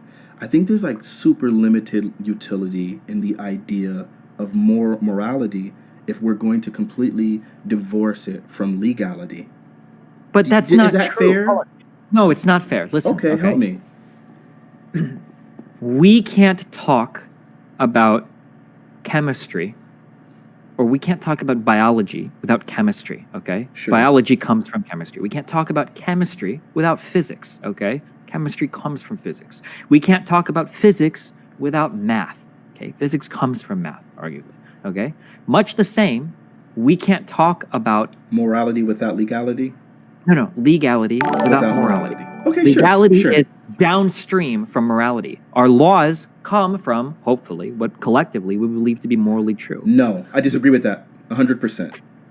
You don't think that laws come from a general sense of what people believe to be morally true? Sure, I would imagine that, but at the end of the day, we can show plenty of times. Like, for example, if you take like an authoritarian person who makes a law which is like very constrictive and seems like it restricts people's lives to a right to life and happiness and the pursuit of happiness and so on and so forth. At that point, even though those things would be law, we would say those things are immoral, right? So, some people think that's good. That's good what you just said. Okay, there are some times we can say that law is immoral, right? What are we saying there? What we're saying, but listen, you would never say that moral is illegal, right? You would say that the law is immoral. But the reason why you're saying that is because what you're implying is that the law ought to be changed because it's out of harmony with the morality. Sure. We would never say that we should change the morality to be more in line with the law. We would say that we should change the law to reflect morality. Yeah. Therefore,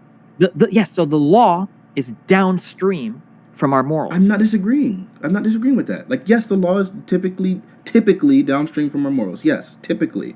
It is typically downstream, but you can't say that whatever. So I'm not saying, okay, let me be very clear. I'm not saying that the law is always a perfect reflection of our morals. That's why I'm not arguing with you about the law when we were talking about morals. The law is not always a perfect, that's why we try to change the law. But when we're changing the law to bring it more in line with our morals because law is downstream from morality. We have to have a conversation about morality before we talk about legality or what ought to be legal, right? I agree with you wholly, but could you also agree that sometimes morality can be downstream from the law? No, the law doesn't change our morals. No. It can. Because something can become immoral specifically because it becomes illegal. Like there's a scripture, let me give you an example. Like in the Christian scripture, right? Like it says, obey ye the laws of the land, right? So the second you stop obeying the law of a land, then that becomes immoral. Unless it conflicts with obviously like the higher law, which would be like something God specifically would never, there is no part of the Christian scripture where they tell you that you ought to like there is no law higher than the word of God. I didn't say that there was, but there's also embedded in the word of the law is to obey the laws of the land. Like, you don't want to argue this with me, right, bro? Like, this is my feel. Like, this is what I know. This is what I do. Like, come on, like past that. And that's great. If that's what you do, then you know that a lot of the reasons why this was included in early scripture was because they didn't want people that were Christians to be violating laws and shit. This is why Jesus literally said, "Render unto Caesar what is Caesar's." Okay? Yeah, because the laws would be informing morals in some of those situations. No. Nothing, no part of scripture. These are the laws of God, right? These don't come from, none of the 10 commandments come from like the laws of Caesar. There is no Christian law that comes from. What I'm telling you is when God tells you to follow the law of the land, right? That law is coming downstream from God's moral commandment. But also, this isn't even relevant. This is like going into weird religious shit. That's what I kept saying, man. All right, let's go back. Can you ever imagine somebody in biology saying, whoa, that chemistry needs to change? No. Or a chemist saying, hold on, you need to go change physics? No. Or a physicist saying, hold on, you need to go change math? No. Like, these things all move downstream of each other. Much the same way that you never say, like, shit, like, I thought this was wrong, but the law tells us different. Oh, well, fuck, the law is going to change all of morality. No. Like more Okay. law is downstream from morality. All right. Okay, we got lost in the woods there, but let's bring it home again one more Wait, time. wait, wait, wait, wait, wait, wait. Wait, We're Destiny, not I law. agreed. Wait, Listen, I heard you, and I agreed. wait. I heard you, and I agreed. Do you want me to? I can rephrase it to you so that you can see that I understood you. I did understand. agree. I do listen to me personally. You're hurting me when you say we got lost in the woods. You're making it sound like a conversation is happening that's irrelevant to the overall point we're trying to make. I don't think we're lost in the woods. I think that we're trying to establish that law comes after morality, and Okay. it seems like we might agree with that, but then sometimes you talk around it, so I can't tell. Do you agree then that law comes downstream, or do we need to talk about that more? We don't need to talk about it more because Okay. even though I don't think it always does, but in most cases it does. I would say that most of the time laws are informed by morality. In most cases, I agree with you. Okay. Not The absolutely, morality but is most not cases, informed by the sure. law. Right? We would never change a moral belief we have. Like, for instance, here's a question. If you travel from one country to another, do your morals change when you enter a new country with new laws? Okay, yeah, I can give you an example of that, right? So if you're in a specific state and then the state says that the age of consent is a specific age, and then you go to a different state where the age of consent is higher, and then you try to abide by the laws of the previous state, one of those things would be immoral and one of those things would not. But the Right? moral Even though and one would, no, hold on. Let me explain. Let me explain. okay, Let me go explain, ahead. Okay. You can have a moral that says you ought to follow the law vaguely, but that doesn't mean that the law that you are following becomes your new moral value. For instance, if I live in a country, and I'm curious, we'll see if you agree with this, using your same example. I live in a country where the age of consent is 18. Let's say that I also happen to believe that about 18 is maybe where people should start fucking adults. Sure. Let's say that I go to a country where the law of consent, the age of consent is 2. Does that mean that all of a sudden it's moral for me to have sex with 2-year-olds? Okay.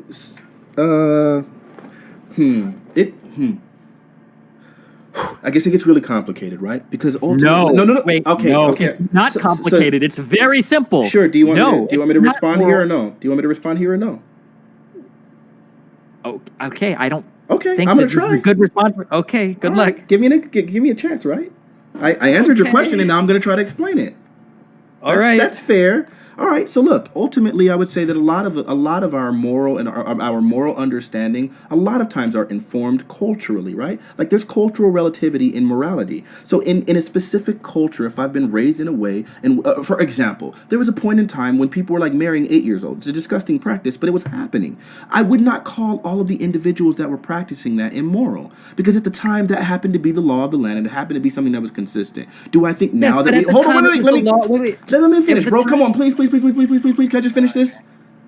So, I got you, because I get it, because you don't want me to talk for an hour and then you'll lose what you're trying to say. I've been writing down notes. I want to stop like right at the point because everything you say past this is going to be irrelevant. But if you want to keep talking, you can. It's just we're Please. wasting time. Okay, but I felt the same way on a few of these topics, but I'm trying to be Okay, patient. wait, okay, Let's if do I that. ever say something, I'm sorry, my mistake. I normally say this at the beginning of the conversation. I know. If I say something that you find that you disagree with, you can interrupt me at any time. I know. stop I watch all your immediately. content, bro. I got you. Just let me finish this point. Okay, then. yeah, don't let me go on. If I say something, just stop me right immediately, right? So when you say the law was different in the past, of course it was, but that's because people's morals were different in the past.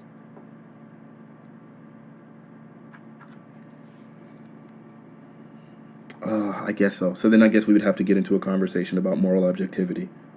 No, we don't need that. But no. But I think that bro, that kind of, but that speaks to my point about cultural relativity when it comes to morality.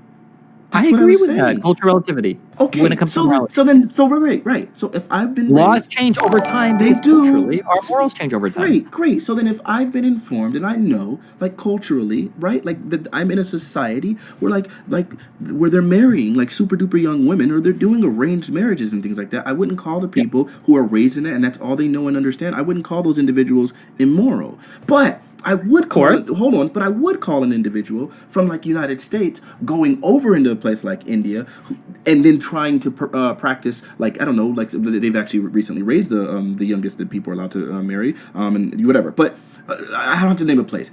if a person from the United States went to a place where they were like allowed to marry 2-year-old and then started having a relationship with that 2-year-old, I would call that person immoral, even if that person was following the law there, because culturally, what he knows, what he's understand, what he's been raised in, that is relative. That informs his morality. So I would say that he knows morally that it's wrong, and he's going somewhere else to take advantage because they don't have those laws. We see it all the time. You have all those people going to like So then my point is that morality is superseding the law always. If you were to go back in time and if you would go 400 years ago and you saw that 13-year-olds were getting married to each other, if you wanted to change their beliefs, what would be more important? Changing the morality of all the people or trying to change the law of all the people? You could try and change the law, but they'd probably just change it back. But if their morals changed, then the laws would change after the morals. So no, what I would say is, I mean, dude, we see this happen very consistently in American politics, right? Where like the Supreme Court can kind of come down and say, hey, like even though this might not be 100% the pervasive will of the people, if we were to take it to popular vote, they might say, hey, this thing is immoral, and we make it illegal. And then as that thing becomes illegal, we start to see people start to pacify or start to they start to assimilate more with that ideology. It's actually even though those people thought it was immoral originally. It's the exact opposite. Everything you're saying is the exact opposite. The Supreme Court and these decisions oftentimes don't come down until the entire country is starting to sway in that direction. It is absolutely true. Wait. Starting to sway. Look, that's a very loose phrase, right? Because so for example, we could take something as simple as same-sex marriage, right? If you were to poll the average person in the United States by popular vote, same-sex marriage in general was not something that was favorable. Most people still wanted traditional marriage and wanted to like have more of like civil unions, whatever. Eventually, I think it was about 12 states or maybe 13 individual states started passing laws making it acceptable for same-sex marriage, and then eventually hold on, wait, hold on, because you can do this later if you want to me, okay? Listen, Mr. Fanatiq, okay? Here, every single example you bring up, I'm going to say this, every single example you bring up is going to agree with me, okay? And gay marriage is one of the worst ones you could have brought up, okay? Maybe you're right. If we go and look at U.S. favorability for gay marriage, surprisingly, the trend seems to change around 2011, and then after 2012, it becomes more and more and more and more favorable. And guess what? The Supreme Court didn't make it legal until 2015. If we were to go back and look at other historic Supreme Court rulings... Wait, stop. Right there. At the time when the Supreme Court made that ruling, it was in 13 states, correct? Yes. Okay. And hold on. 60%. Oh, can you show me that? Yeah, I linked you a poll. Where? For Gallup. Okay, got you. Let me look. Let me see. One second. For same-sex marriage. Because if you're right here, then yeah, that would have been a bad example. Sure, and then we could say the same thing for like.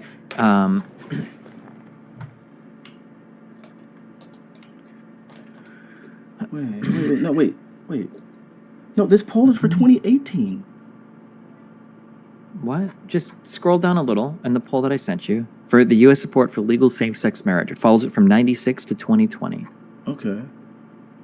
And you see how around 2012 seemed to move past the 50% mark where most people supported it, right? Sure, so it's about 54%. You're right. Sure. And if we look at like Brown v. Board of Education, it's not like 10% of Americans supported integrating schooling. The whole national consciousness around integrated schooling was also changing. We look at Roe v. Wade. No, here's a perfect example, though. Here's a perfect example of that, right? So we had, like, voting records when it came to, like, Proposition 8 in California, which I think was, like, 2008. And, like, when that thing originally, that lost to vote. That lost.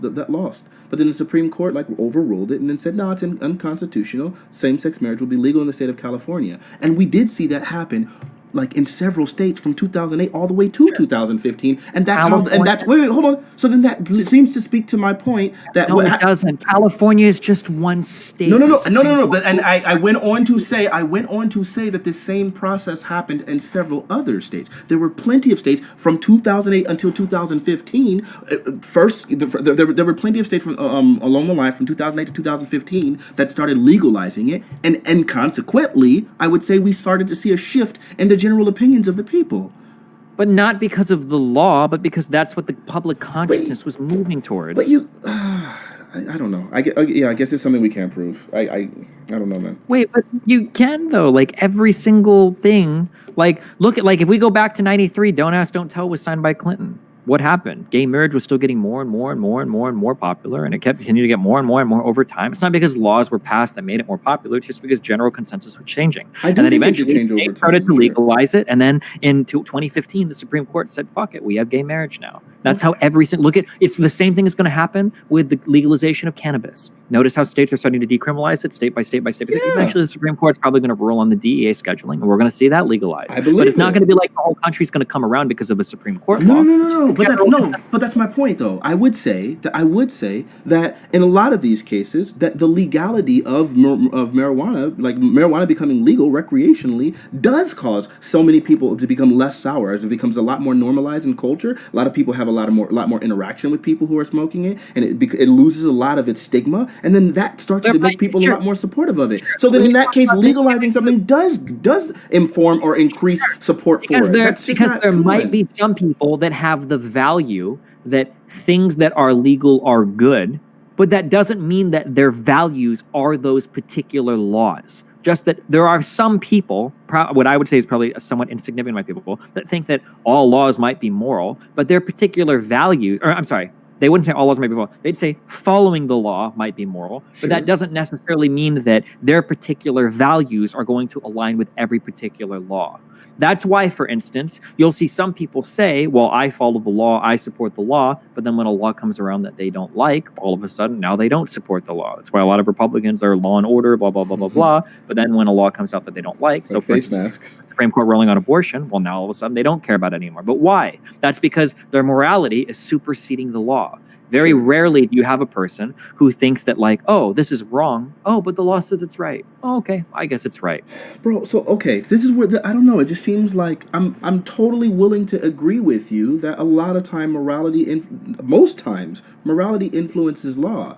But I just think it's really silly to me that, like, here I'm giving you perfect examples and, like reasonable scenarios, things that I've experienced in my own life, that I've witnessed in my own life, where, like, a law, something becoming legal, and the stigma disappearing for it starts to make people soften for it to where they no longer feel that stigma towards it, or they never feel negatively about it. Sure. So in that case, the law that has less to do with like just laws written and more to do with the general conscience of the American public changing over time.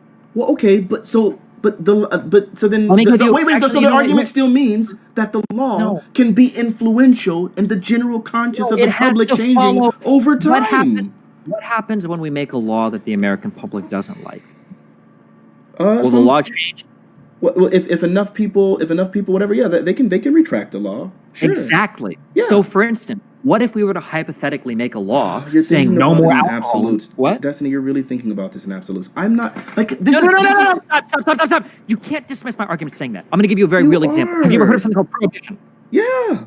Hey, prohibition, federal government said no alcohol. And guess what? There are even a decent amount of people in the United States who said alcohol is bad. Guess what? It didn't happen. The morality of the public did not change because the government passed the highest law of the land, by the way. A constitutional amendment is fuck the Supreme Court. It's even more than that. Constitutional amendment is literally changing the Constitution, the most important document that all of our law comes downstream from. Guess what? They changed that, and guess what? People's morality didn't change so fucking hard that law had to be revoked because law comes downstream from morality. Don't tell me that I'm just talking in abstracts or that I'm talking in generalization. I'm not. I'm giving you very specific examples, and I'm arguing from first principles, and I'm giving you vague examples. I can talk about this at every single point of the conversation, all the way from first principles, all the way down to an individual person's decision. Stop hand-waving everything I'm saying by saying, Destiny, you're giving absurd hypotheticals. We can talk in specific examples. I didn't say that. Destiny, hold on. Wait, you absolutely did say that. You said it like 20 times. That we're getting lost in the woods, that we're getting lost in the weeds, that I'm giving absurd hypotheticals, that I'm giving extreme hypotheticals. I'm not. I'm trying to be very specific at every single point of this conversation. Stop hand-waving every single thing I say because you don't like it or doesn't agree with you. Okay. Sorry. So, Destiny, like, hold on. First off, you're saying I'm hand-waving everything you say when I say I grant you. I think you're right. Most of the time this happens. I think these are some times where this doesn't happen. I said the word absolutes, not abstract, number one. Number two, when it came to the when we were talking about so when we were talking about like going to other countries and all that, I was like, yeah, no, I can grant you. In most cases, these things, like I've been agreeing with you on most of these points. I'm trying to raise some exceptions because I think there's a lot of nuance. And chill. I'm giving you that there are, like, you're right, okay? I don't know how else I can say it. You're right. Yes, typically this is what happens. What I'm saying is that even though typically the laws can, I mean, the morality is what influences law. I'm saying that there can be sometimes occasions in which the law can influence public opinion. I'm saying that happens, right? Like I think it's absolutely absurd to me, the idea that someone can completely give you all of what you're saying and saying you're right on most cases. There are some random or few exceptions where this is not the case, and you're like, oh, you're hand waving. I'm not hand waving. I granted it to you. You just got to chill the hell out. I've said it multiple times. You're right. I agree. This is typically what happens. However, there are also cases in which it happens to the contrary. There are cases in which something becoming legal normalizes it in certain people's minds and their experience with it, and it stops being something that's hidden. And so as people interact with it more, it becomes a lot more normalized to where people start to change. A perfect example of this would be interracial marriage. Maybe originally people would find it as very strange. It's just a natural human condition for us to sit here and recognize things that we don't see on a regular basis. We tend to be averse to. This is just natural humanity, right? But then once it becomes legal and people start doing it more and you start encountering it more, people start becoming more soft to it. Now, was the law of the land such that people were readily going to come towards this position? Sure. I would imagine that most Supreme Court positions, right? Because prohibition is an example where that wasn't the case. Most of the time, the Supreme Court decisions are informed by the law. Most of the time, Supreme Courts are informed by the general will of the people. Then people are starting to move in a given direction. Just as you said, I agree with that. However, I would also say that the fact that the Supreme Court makes these rulings and things become more normalized do affect people in a positive way, such that they would also soften up to it who might not have otherwise so readily. I don't understand. Is that unfounded? Is this unrealistic? All I'm saying is that if we believe that legality comes downstream from morality, I think that if we're having a moral conversation, we shouldn't keep talking about the law. Sure, let's not talk about the law then. I'm going to grant that to you. Like I kept saying, we can get back to the when conversation. I talk about whether or not something is murder or not, that's not a matter of the law. That's no. See, this is the problem, right? I'm completely willing to entertain the idea about of the law. Right, I mean about ignoring the law. But if we're going to do that, then we got to just not use the word murder, even though by definition it would be murder. Now that I'm granting you, listen, we're going to try our best, even though it has limited utility, to only focus on morality. I'm going to give that to you. Sure, let's do that. Then in that case, yeah, I won't use the word murder. But originally, my point was that morality I think morality and legality are somewhat symbiotic. I think obviously legality is informed by morality. But if we want to just go ahead and try our best to abstract this as far away from the law as possible, I'm willing to do that. And in that hypothetical, then we shouldn't use the word murder. Is that fair? Okay. Is it okay for me then, if we're talking about whether or not you can or cannot kill somebody, that I want to use the word kill instead of murder? Sure, okay? I just said that. Said that. Yes, that's what we should do if we're going to make sure that we're abstracting it to only morality, even though it has limited utility. You don't think there's any utility? No, I said limited. I said limited. Like, yes, there's plenty of utility. But don't you think it's important for you and like you understand that if we were to have a debate on law, this would look way different, right? Like I would be arguing like, well, this is the law in the state. It's a stand your ground thing. Like, how would I feel like a jury would play here? Would I get convicted of this? That's a way different conversation than you asking me, do you think you're right to do something? Right? Sure. I guess. Well, this is why it gets really murky. But this is why it's good to like identify the constraints, right? So it's not murky. I'm being crystal clear. No. Maybe you misunderstood my response. Let me say it one more time, right? Like this is like a form of like constraint propagation, right? Like given this, then like what now let's have a conversation, right? So yes, if we're going to go with this specific constraint, then now it makes more sense to do this. Originally we hadn't identified this specific constraint, which is why we went down that whole thing. I'm not accusing you of forcing us down a rabbit hole, right? Like I get it. I'm going right down there with you. I'm having the conversation right alongside you. So it's not this isn't like a gotcha or an accusation. Like I'm saying like we were having a conversation about like how these two are symbiotic in some ways or forms, right? But ultimately, I'll give you that. Like, let's just go down this specific constraint. We're only talking about morality and trying our best, if possible, to avoid legality. I'm going to give you that. Let's have the conversation. I just feel like it almost feels, oh God, I get it. You're a big streamer, so there's a lot of people constantly coming at you. People are always trying to get you, so on and so forth. I'm not trying to do that here. I really am trying to have a genuine, good faith conversation. Like that's my goal here. Like I'm not gonna say here. Oh, he messed up on this word here. Like that. I don't want to do that. I don't want to have like. That's why I was saying like, this argument's getting kind of semantic, and I get it. It was important to you because yeah, whatever. I'm sorry. We're good. Let's try to move forward amicably. Is that possible? I get it because we can be frustrated, and I get it. Maybe you feel like it's something I'm doing, and maybe it's the way I'm carrying myself. I'm trying my best not to. I'm just trying to focus on the specific conversation that we're having. Okay, let's write it down so I can focus on it too. Okay, so this conversation is just going to be. Wait, real quick. If somebody asks you, is it right or wrong to fuck your friend's girlfriend, would you ever say it's right because it's legal? Well, no. We're not asking a legal question. So when you ask me, is it right or wrong to kill somebody that is depriving you of your livelihood, we're not talking about legality at all. You're just asking me if I think that it's right or wrong. The implication is that we're having a conversation on morality. Okay, I got you. I mean, obviously both can be had, but that's fine. I get it. If we want to constrain the conversation to a specific thing, I'm good. I'm here with it. We could have both, okay? Yeah. But when somebody generally asks you if something is right or wrong, they're usually not asking if it's legal or illegal, right? So for instance, if I ask you, do you think it's right to hit your kid? Do you think it's right to smoke pot? Do you think it's right to skip school? Do you think it's right to cheat on a test? I don't know. Like usually when we ask if it's right or wrong, we're not usually saying like, well, it's wrong because it's against the rules. Usually you're looking for more of an answer for why something is right or wrong, right? Like if I ask you, is it right to have a slave? I don't think that answer changes whether we're pre or post the amendment to the Constitution that made slavery illegal, right? Yeah. Yeah, okay. So backing up, when you ask about whether or not I think it's right to kill somebody, I would prefer the question to be whether it's right to kill somebody, not whether it's right to murder someone. Because baked into the word murder is a killing that is wrong. Right. Much the same way that I would never ask you if it's right to rape somebody, because baked into the word rape is sex that is wrong. I would ask you, is it right to have sex with somebody? Sure. Not, is it right to rape someone? So I want you to ask me, is it right to kill somebody, not right to murder someone? It's never right to murder someone, just like it's never right to rape someone. Does that make sense? Sure. I got it. Okay. I feel like what you're yes, I get it. So because the other words are pejorative and they already have embedded in them specific implications of wrong, so it's probably better to use a little bit more neutral words. Is that a fair summation? Yeah. Embedded. Yes. Begging the question. Yes. So like, for instance, if I hold in front of you and I say, is this magical wand magical? That's a nonsense question. Instead, I would ask, is this stick magical? Oh, rather than a magical wand. Well, a magical wand, of course it's magical.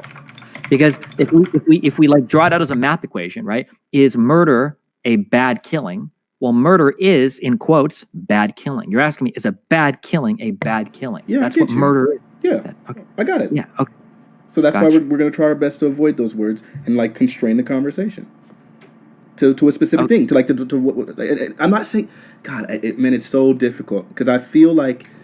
Man, I don't know. I'm just using the words that I think that are most applicable, but I feel like a lot of times you're assuming that I'm meaning something really bad by them, and I'm not. Like I really am just trying. Like when I'm saying constrain, it's not in a negative way. I'm saying we're just going to limit the conversation to a specific thing, and the limiting is not bad. Sometimes limiting things like are important for scope and vision. Like I'm not. I don't know, man. I don't know. I'm trying to help you understand, man. That I'm not trying to get you. Like we could chill a little bit. That's all. Because it does seem like, because I think a lot of times we get into these conversations, if we get particularly emotional, then a lot of these things like it goes down or whatever. Like you stopped me earlier when it was like, man, like chill out, right? And I didn't want to do it at the point because I'm hot, and my feelings are whatever, and not my feelings, but yeah, I guess my sensitivities or whatever. I'm just getting involved and I'm getting into the thick of it, and it's hard. So I'm just trying to help us to chill so that our brains are the primary actors here and not our feelings and our biases and so on and so forth, right?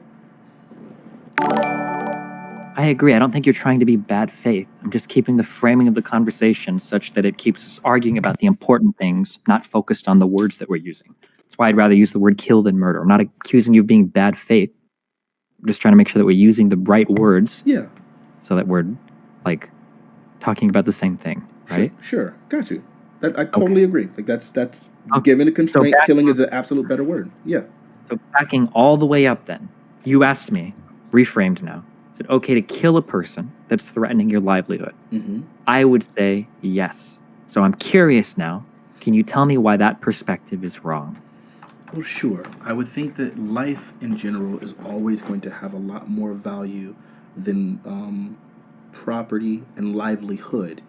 Even though those two, like, they do have an effect on one another, right? Just as morality has an effect on law, I would say Mm-hmm. that livelihood. I'm sorry. Like morality is morality is the base, right? And law typically comes from whatever. Like your life is the necessary component here. Like livelihood, your life is a required component for livelihood, right? So Okay. in the same. What if the Go ahead. DDoS kid was DDoSing 2 people?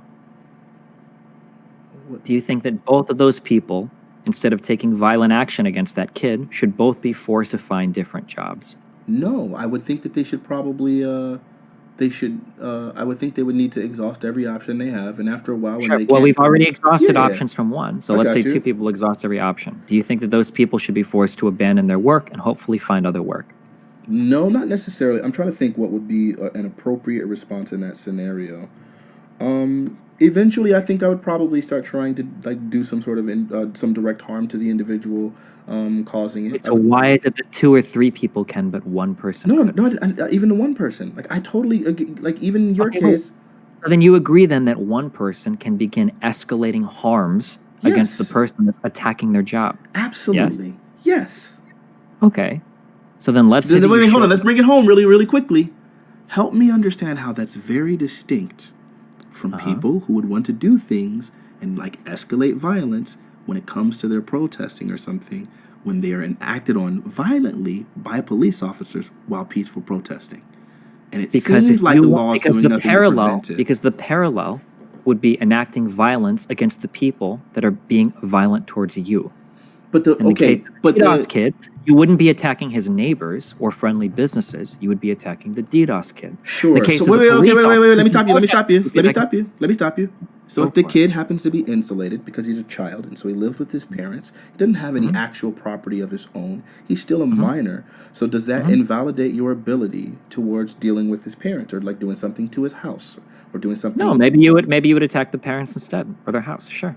Okay. So do you think it's reasonable in cases, for example, all right, here's a perfect example of it. Like Go for it. the day that George Floyd died in Minneapolis, people gathered together to peacefully protest and they started marching towards the police station. While peacefully protesting, which is their constitutional right, police began tear gassing and injuring them and shooting them with rubber bullets. After they got shot by rubber bullets and tear gassed and beaten with batons, people began running to the nearby Target to try to get milk for their eyes because that seems to be pretty effective against tear gas. The Target said, "We will not sell any milk to you." Target had a Back the Blue. They had a relationship. I used to have a picture of it where they had an ongoing relationship where they were doing fundraisers for the police, and the police in return were like a lot more closely related with their loss prevention and so on and so forth. So in that case, would you say that violence against that Target is justified? For the purposes of stealing milk, maybe. But when we start to get into really vague Oh things, no, yeah, that's a little bit. So you're saying even though Target has wait, hold on. No, wait. So you're saying that anybody that's ever done a fundraiser for any social program that's not ended just up a being fundraiser. deleterious against a group of people, those people can all be harmed now? Is that what you're saying? No, that's not what I'm saying. What I That is did exactly what you just said. You said No. that you gave that Destiny, as a please don't reason. do You that. said that That's since bad Target had faith, done bro. up. What? That's definitely bad faith. I never Hold on, said. wait. You said these things. Okay. Tell me to stop I'm wrong. All You right. said that Target didn't sell them milk, Mhm. correct? Mhm. And you said that Target did fundraisers for the police, correct? Mhm. And then you said, as a result of these two things, the protesters should be justified in attacking the Target. No. So listen, I did not say that because they did fundraisers for the police, they should be justified. I only mentioned the fact that Target did fundraisers for the police to indicate that the Target had a long-standing relationship with the police. The police were very much connected with Target, and as part, they had a closer relationship regarding their loss prevention. And so, Okay, wait. So you're saying that if anybody has a long-standing relationship with the police, and the way that you prove this is by way of a fundraiser, that they should be able to be attacked if the police acts in an immoral manner? No, It has nothing to do with that. I feel like you keep taking this conversation, taking these reasonings and going to these crazy extrapolations. Like, just try to listen to the point, and then you don't have to make an assumption that's so far off base that I keep feeling like, what the frick is going on? So it's really simple.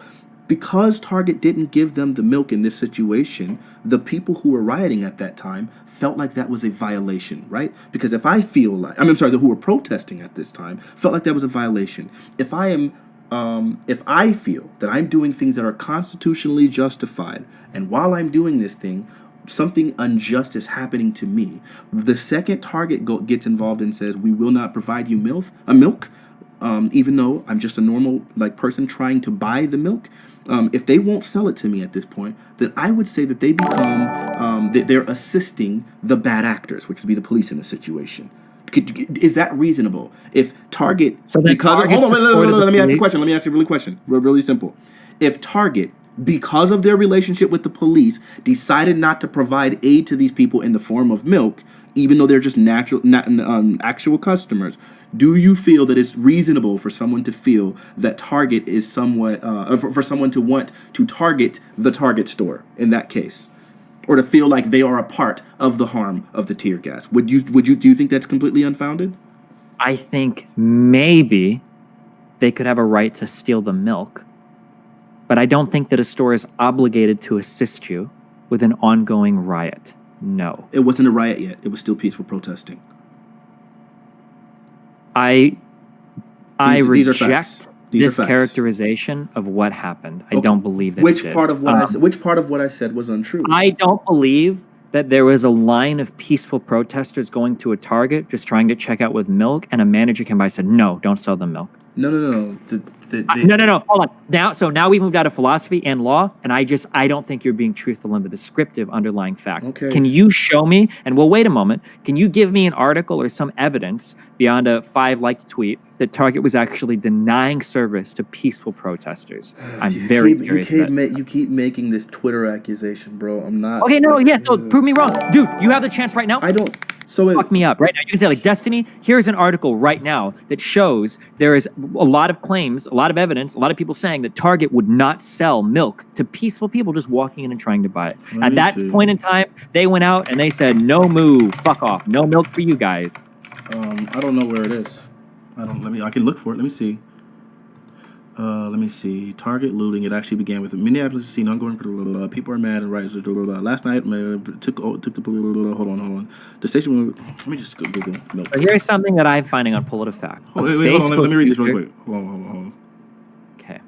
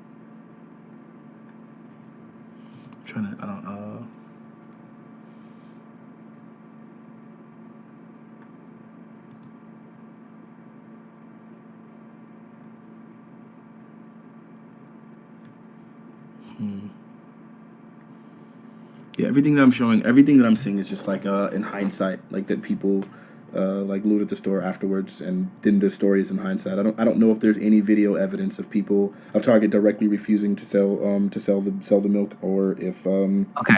So I'm gonna link you this thing of PolitiFact. I linked you Control F milk and just read it. Okay, read it out loud for us, and you can tell me if you think it's good or not. And you'll see that word Facebook, replace it with Twitter, and you'll see why I say the things I do. Okay.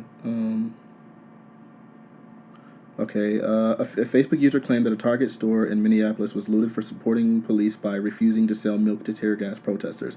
People have been hit by tear gas and blah, blah, blah. Okay.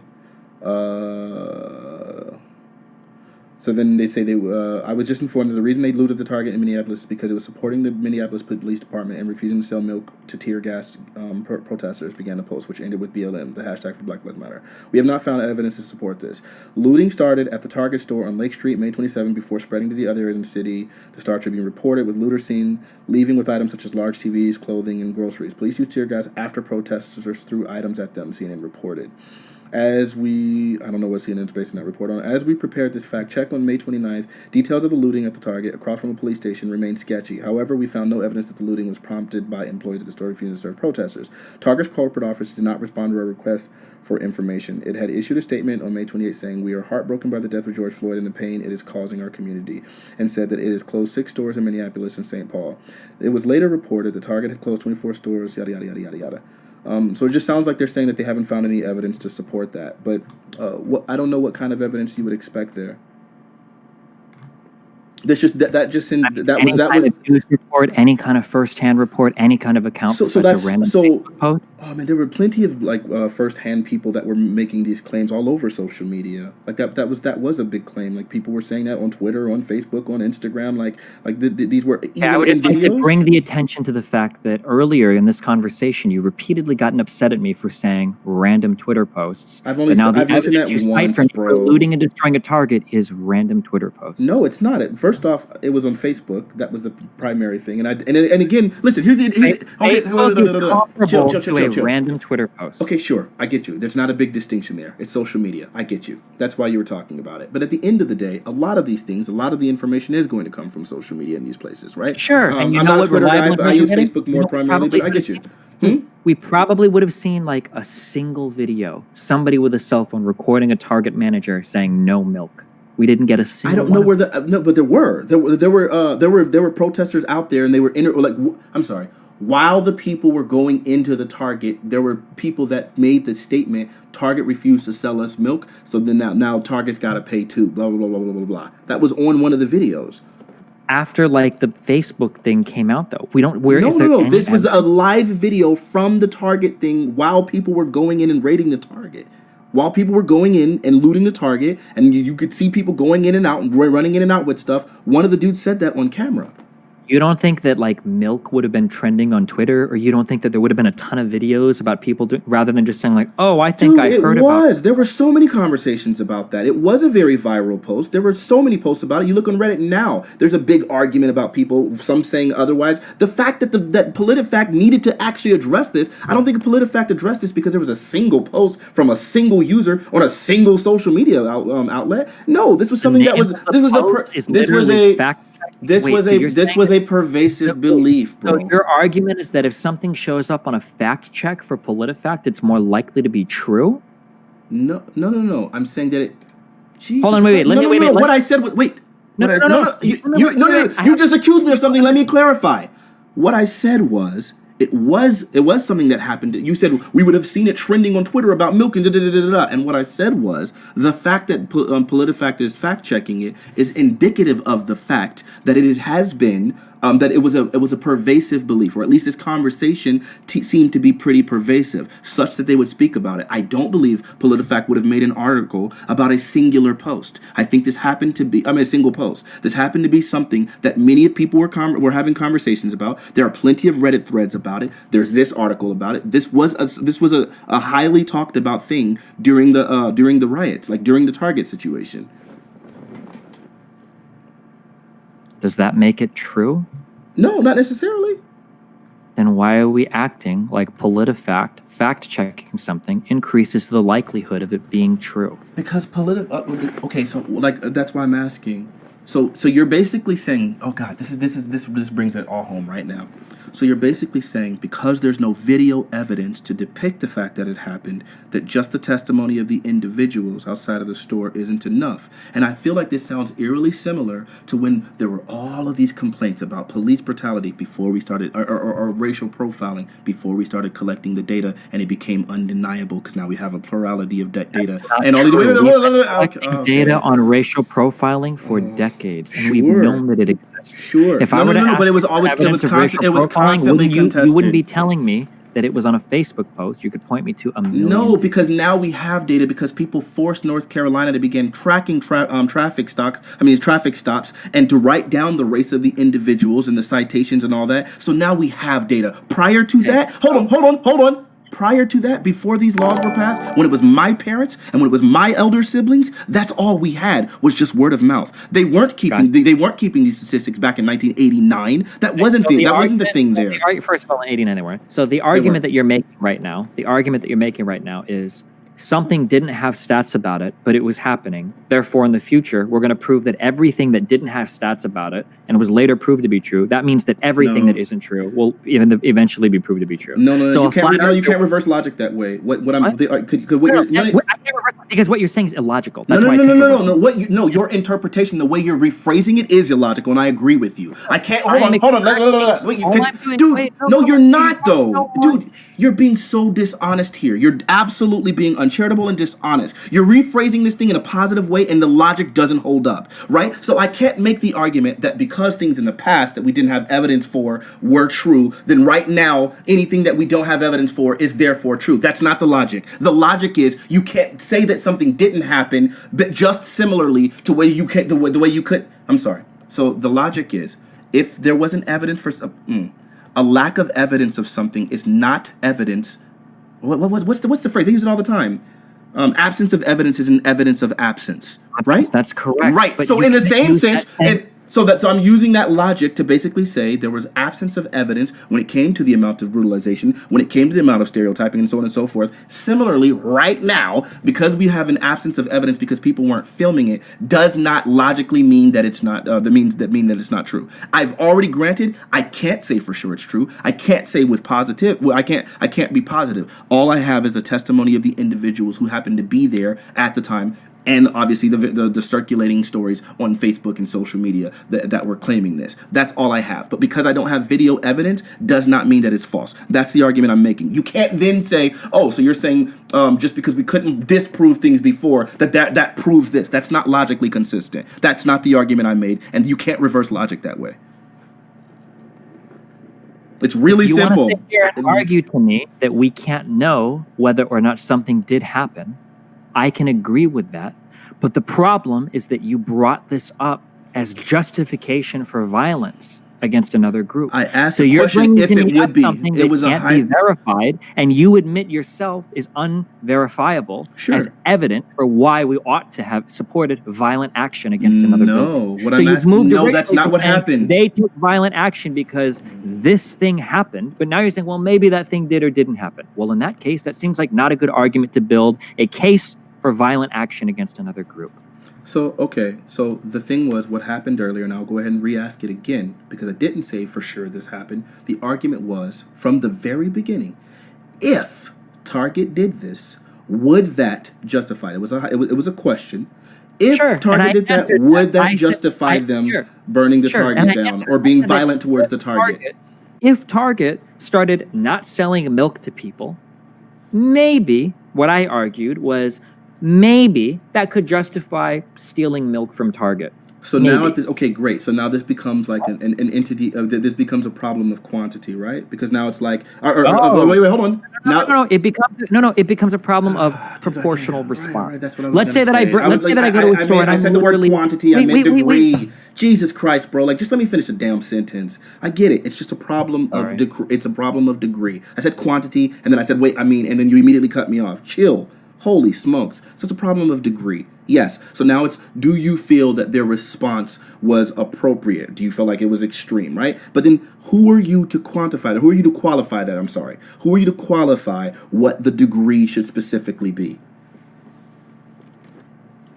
Well, we can look at a proportion of what would we consider a morally reasonable response to something. So, for example, let's say that I am outside of a store and I'm bleeding to death, and I just need one Band-Aid to make me not bleed to death. And the store says, no Band-Aids for you. You know what I might be morally justified in doing? I might be morally justified in crawling into that store, breaking a cabinet open, and stealing Band-Aids. I wouldn't be justified in stealing a pack of M&Ms as well. If they're denying me something that I need for my health, and I think that I have a right to be healthy, if another person can be slightly inconvenienced by providing me that health, then I think that maybe, I think in most civilized societies, you would have a right to secure those products for yourself, Sure, especially if it's not a great cost to the other person. But that doesn't mean that I could burn down the pharmacy, steal everything from the pharmacy, hurt or kill people in the pharmacy, unless they literally prevented me by force from securing the products that I needed to be safe or healthy.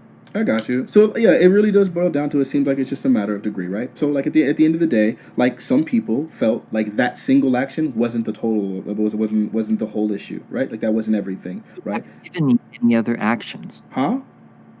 You only said that they didn't sell them milk. You didn't tell me that Target was sending out bombarding. No, I also told you that Target also had a close relationship when it came to their loss prevention. You provided the evidence of that close relationship by saying that they had a fundraiser for the pool. It wasn't just a fundraiser. It was a whole printout page in which they used the slogan "Black the Blue," and it had all of the different ways in which they supported whatever. They did have close relationship. We can Google that. I mean, I bet you PolitiFact would agree with that, right? Do you think that every single business that had Back the Blue hung up somewhere in their store, do you think that all of those businesses could have been right? So you're looking at these things in isolation, Destiny. It's not. No. These two are, no. You stop.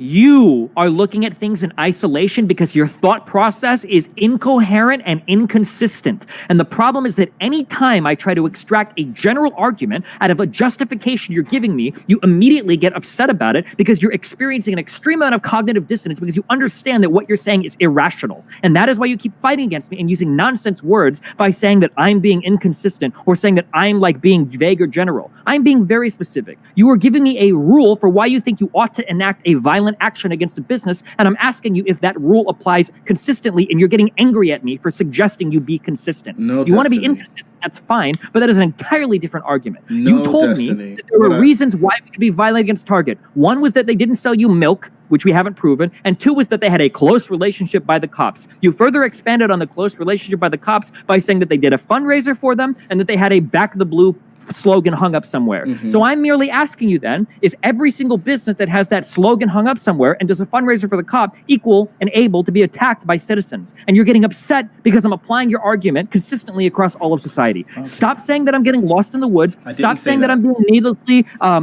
vague or generalized or whatever. I'm being very incredibly specific and very incredibly patient with exactly the words that I'm saying and exactly the rules that I'm applying. Okay, so what I just said right now, and I feel like you missed it, maybe, I feel like it almost implied, right, is I said you're looking at these situations in isolation.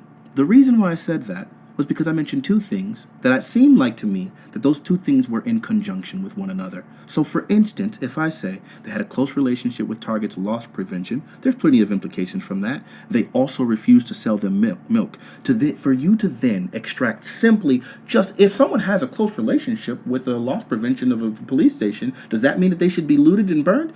No, you can't look at that in isolation. It's a combination, right? So sometimes, hold on, wait. Oh my God. I'm just going to ask this over again until you look. Right. Okay, what are the combination of factors that need to be met in order for you to be violent against a business? I would say that people would need to feel violated by businesses in order for them to start wanting to react violently. And in this case, the violations might be them feeling violated by Target refusing to sell them milk, right? So if that's one, or also if they feel like maybe the loss prevention from Target might have been unjustly the way they implemented their loss prevention would have been unjust, right? And I think that's a pretty popular and common sentiment amongst Black people. You feel like you're always being trailed around while you're inside of a store. So you're saying that if people feel violated because the store doesn't sell you milk, considering they were just violated by police. Like, that's what this is what I'm talking about. Like, you can't just extract it that simply. Like, look, it's not just I feel violated because people wouldn't sell me milk, because someone could refuse you service, and then that would be a different kind of violation. It's if I feel violated because you won't sell me milk while I'm being physically harmed, me and my children, for exercising our constitutional right, at that point, that is a little bit different than just a violation of refusal of service. You understand? That's why I'm saying you can't look at it in isolation. You can't can't just then say, oh, so anybody that refuses service, you can burn them down? Hell no. But if I'm exercising my constitutional right, and in that mode, somebody decides to refuse me something that I need, and that's causing me harm, that's a bit different. You can't look at these things isolated. That's why I'm saying that. These things don't work in them by themselves. So just the violation isn't enough. Just the constitutional thing isn't enough. Just the relationship and probably unfair enactment of their loss prevention, that's not enough. It's all of it together. That's why I'm saying isolation. It's not a gotcha. It's not me trying to say, oh, you're being dishonest. I'm trying to help you understand these things all work together. You can't process that? You can't see that these things can have a compound effect? Is this really that hard to understand? So I'm going to be condescending, and then I'm going to ask you another question. Go ahead, be condescending. The reason why you're vaguely appealing to these conditions is because you're unable to define them and you know it. That's my condescending remark. I don't believe that to be my true. question to save you from that condescending remark is I'm going to ask you one more time. What are the conditions that must be met for you to enact violence against a business? And you can't hide behind weasel You didn't just words ask like that question. A combination of things. You didn't ask it. No. You didn't do that. If you asked me specifically, give me the principle required, then I would answer that question. You have not. What you've done is repeatedly, Destiny, what you've done repeatedly is ask me specific examples, and each time it has been something wrong. If you would have asked me, Destiny, verbatim, I asked you what conditions need to be met for you to be violent against a business. That's not.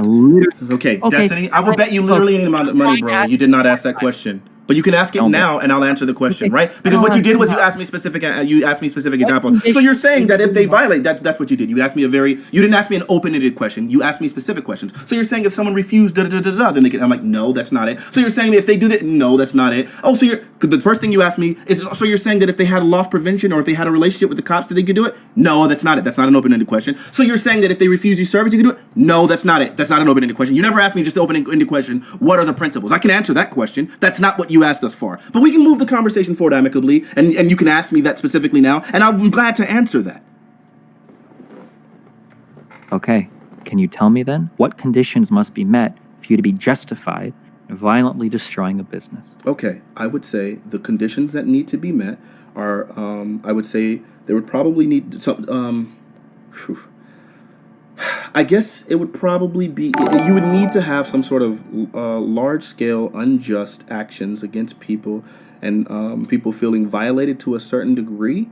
Yeah, I would say people feeling violated to a certain degree and then people responding. I'm sorry. So, yeah, I guess it would just, it would take gross violation. Gross violation, I would say, would probably be the requirement for people to feel like they feel morally okay with being violent against a store. Is that fair? Gross violation. What in the fuck does gross violation mean? I would say gross violation would be tear gassing, shooting people with rubber bullets, and hitting them with batons for peacefully protesting something unjust. That would be a gross violation. Did Target beat people with batons? No. Target, I would say, became an accessory to that action when they refused to sell the people milk who needed to treat that gross violation.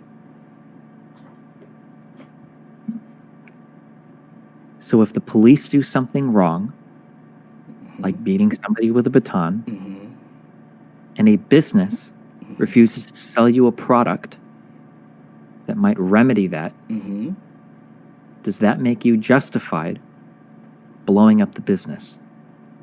If you can minimize actual harm to people, I wouldn't justify blowing up the building, but I would say that if people were to trash a building in that kind of a scenario, I would understand why they felt you are morally. playing a semantic It's game. not. Look, hold on.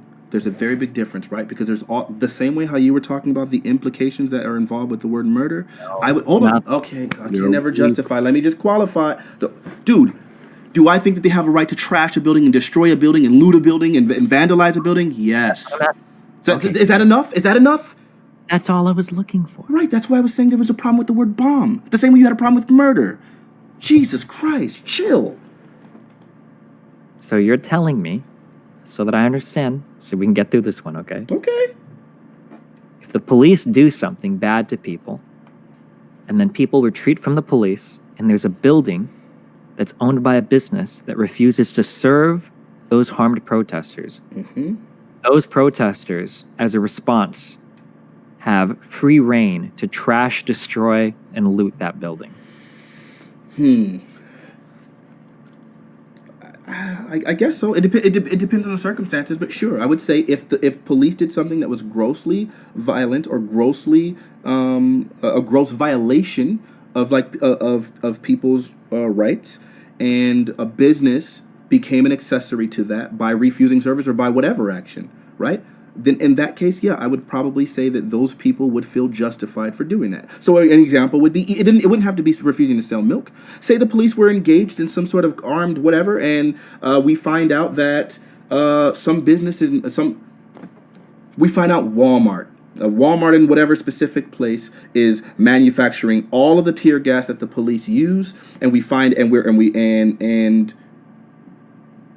Walmart is manufacturing all the tear gas that a police station's using, and the police station is unfairly and unjustly using that to spray people at that point. Go ahead. Now Walmart has become a direct accessory to the crime. Yeah, just like if they refused to unjustly sell people milk specifically for no other reason than to allow them to suffer by the hands of the police officer. Do you think that not That's the giving principle. somebody something to help them is the exact same thing, Not or is nec- an equal harm as giving something to somebody else to hurt them? Probably not to the same degree, although I think they would both they're not the exact same and they're not the same degree. I would say inaction and action aren't. Hold on, That's right. I'm answering the question. Chill. I disagree. All right. Okay. I'm saying inaction and action are not the exact same thing, and I would say action is probably going to have a higher degree. Although I would say that they are both violations, and I would think that people would feel justified in those scenarios. Okay. So I'm going to keep repeating this until we can find a point of agreement. Okay. So if the police enact a harm among a group of people, and those people go into a business looking to remediate that harm, looking to cure themselves of that harm, and that business refused to serve them, those people have a right to loot, destroy, and otherwise trash and mess up that particular business's building. Do they have a right? Like you're saying, like a moral right? Yeah, that's what we're talking. Sure. About So if they had I got you. Yeah. Morality. I got you. I'm just making sure because after, like, when I hear certain words, they trigger me towards specific ideas and specific whatever, and I got to remember the constraint. Morality, because that's what this entire I conversation know. I is. get you, bro. Just working through it mentally. You got to recognize that's like I said, the word triggers me towards a specific perspective, but I realize that there's a freaking constraint propagation, so I'm trying to put myself back in line with it before I go off on the legally, like what constitutional right? Like wait, no. We're just talking about moral rights. That's why I asked the question. That's why I'm reminding it for myself. Reality. I'm only asking. I know, bro. Jesus. Listen, let me just say it one more time. It was me working through it mentally. I just had to recheck myself within the constraint. That's it. I got you. Relax. Yes. So I would say in that case in which the police officers did something harmful to people and then a store refused to remediate that problem, in that specific situation, those people would probably feel justified in responding to that store as an accessory or as someone who is abetting that violation. Sure, I would say so. Yeah, that would make sense to me. I would understand that for sure. Okay. Let's say that you were going down the street. The police tear gassed you. You're a protester. Okay? Let's say that your eyes were burning. You come up to a house and you knock on the door and you say, "Hey, let me in, give me milk." Let's say that the people inside that house were maybe afraid and they were saying, "Hey, I don't really feel safe letting you into my house to get milk." Do you think that the protesters would be justified in attacking that house, looting it, destroying it, taking everything inside of it? Nope.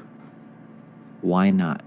Because in the case of the house, the people in that house have their own right to their own property, and they don't have any obligation to sell or to serve or to help or to assist. It's not expected of them. This is something that would not be outside of their character. The difference between the target in this situation is because we're asking the target to do simply the same thing that you always do. What that is the entire purpose of your store, is to sell products. And here now you're choosing not to sell products, which is something that is expected of you, specifically specifically to ensure that my harm remains. So in that place, I would see that as a violation. Now, if I happen to go to, I don't know, a random neighbor's house who typically, who serves as like the neighborhood clinic or whatever, and in that case, the neighborhood clinic decided they weren't going to assist me because they tended to side with the person who did some gross violation of me, in that case, I would take that as a personal affront from that neighborhood clinic, right? That would be the difference. It has to do with expectation and